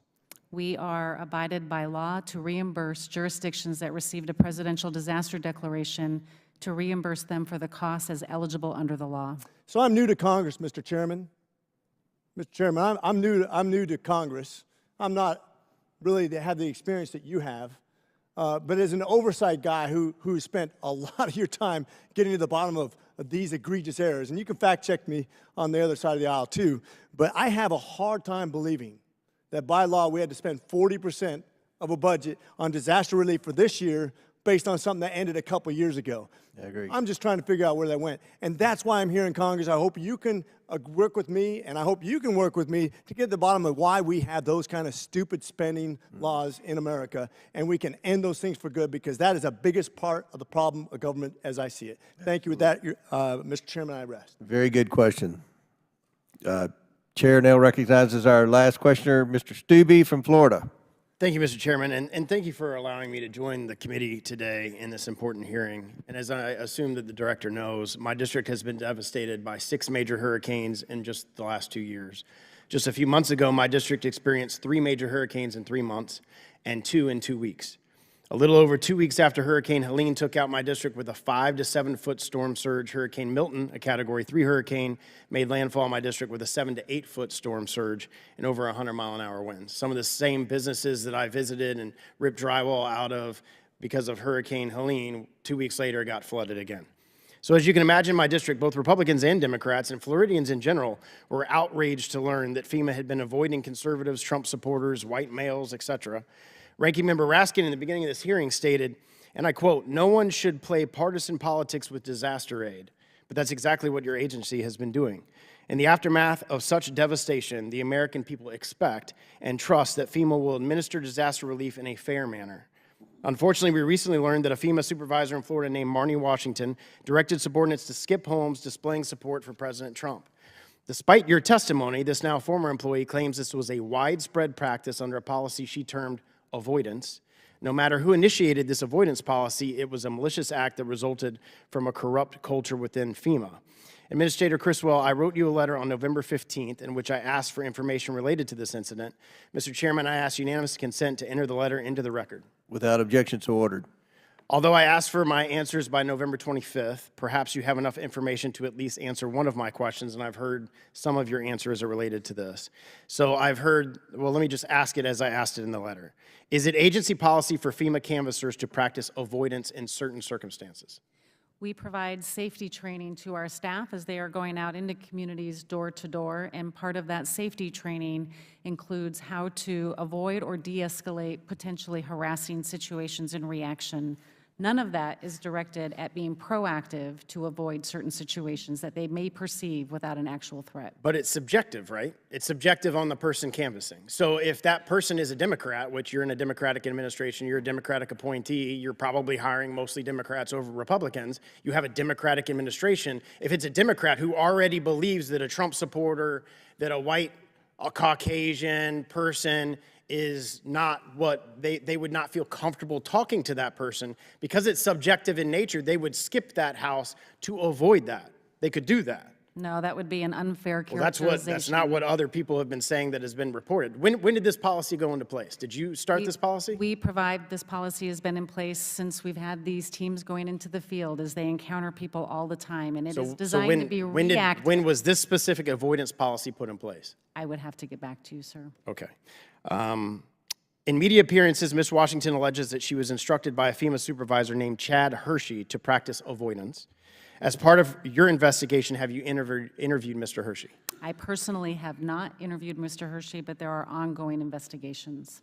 Well, I would ask the IG to interview him. There were 13 people on the text chain with Ms. Washington. Have they given sworn statements in the course of your department's investigation? I would have to check with the Office of Professional Responsibility as to who they have gotten statements from. Can you provide the names on that text message list, the 13 people that works for FEMA, to this committee to further this investigation and oversight over your... We will work with this committee to provide information as appropriate as part of this investigation. Earlier today in the Transportation Committee, you stated, and I quote, "There is not a widespread culture problem at FEMA."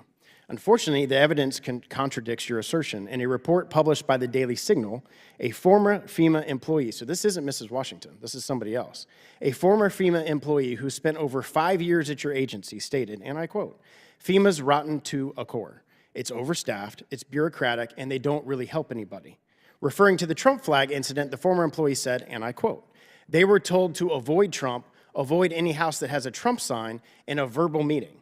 I've seen that happen," we were told. Quote, "Don't go into any house that looks suspicious." They would use words like hick, cowboys, rednecks. You can change that over to Trump supporters and MAGA. So I guess that explains why FEMA has never stopped in my house over the 6 hurricanes that we've had, because I check all 3 of your boxes: a Trump supporter, a white male, and a cowboy. Mr. Chairman, I ask unanimous consent to enter the Daily Signal article into the record. Without objection, so ordered. After the initial story broke, we sent an email to my district requesting any of my constituents who felt like they had been politically discriminated by FEMA. And just since last week, we've had over 35 people who live and reside in my district, who are citizens in my district, who have given us specific instances, factual instances, where they were either overlooked or specifically discriminated against because of their political affiliation. This is the exact type of weaponization of the federal government that put Trump back in the White House. Starting with the DOJ, the FBI, the intelligence agencies, the weaponization of the Justice Department against President Trump, and now it's been weaponized against the American people in the form of disaster aid, and it's atrocious. Thank God President Trump won, and he can restore this department into what it should be, not partisan, helping every American that's been affected by a disaster, and I yield back. Will the gentleman yield for one question? Sure. You were kind enough to quote me at the beginning of your remarks, Mr. Stubbe, saying that partisanship should not enter into the distribution of disaster aid. And I think we've found unanimous agreement on that point with respect to this discrete episode that took place in Florida. But several members on our side have cited the president-elect, when he was president before, withholding aid and altering the distribution of aid, or attempting to, California, to other Puerto Rico, other places, on precisely the basis of partisanship. And no one on your side spoke up about that, but since you endorsed the general principle, I wonder if you would agree that if such a thing were to take place by a president, perhaps you disagree with the reporting on it, but if it were to take place, that would be equally or even more wrong than one person doing it on a particular city block. I don't care who the administration is or what agency it is. If they're discriminating against political party beliefs and not getting federal government aid for that, that is wrong, which is why Ashley Moody, our Attorney General of the state of Florida, is suing FEMA exactly for that reason. Thank you much. Very good. All right. Madam Administrator, that concludes our hearing today. I want to thank you for your testimony today. I know there were many questions. There are going to be some follow-up questions. We're in communication with other members and other people who have suggested that maybe the incident here wasn't an isolated incident, so we're going to have communication back and forth. We look forward to that IG report coming very soon. And with that, and without objection, all members have 5 legislative days within which to submit materials and additional written questions for the witnesses, which will be forwarded to the witness. If there's no further business, without objection, the committee stands adjourned. Thank you.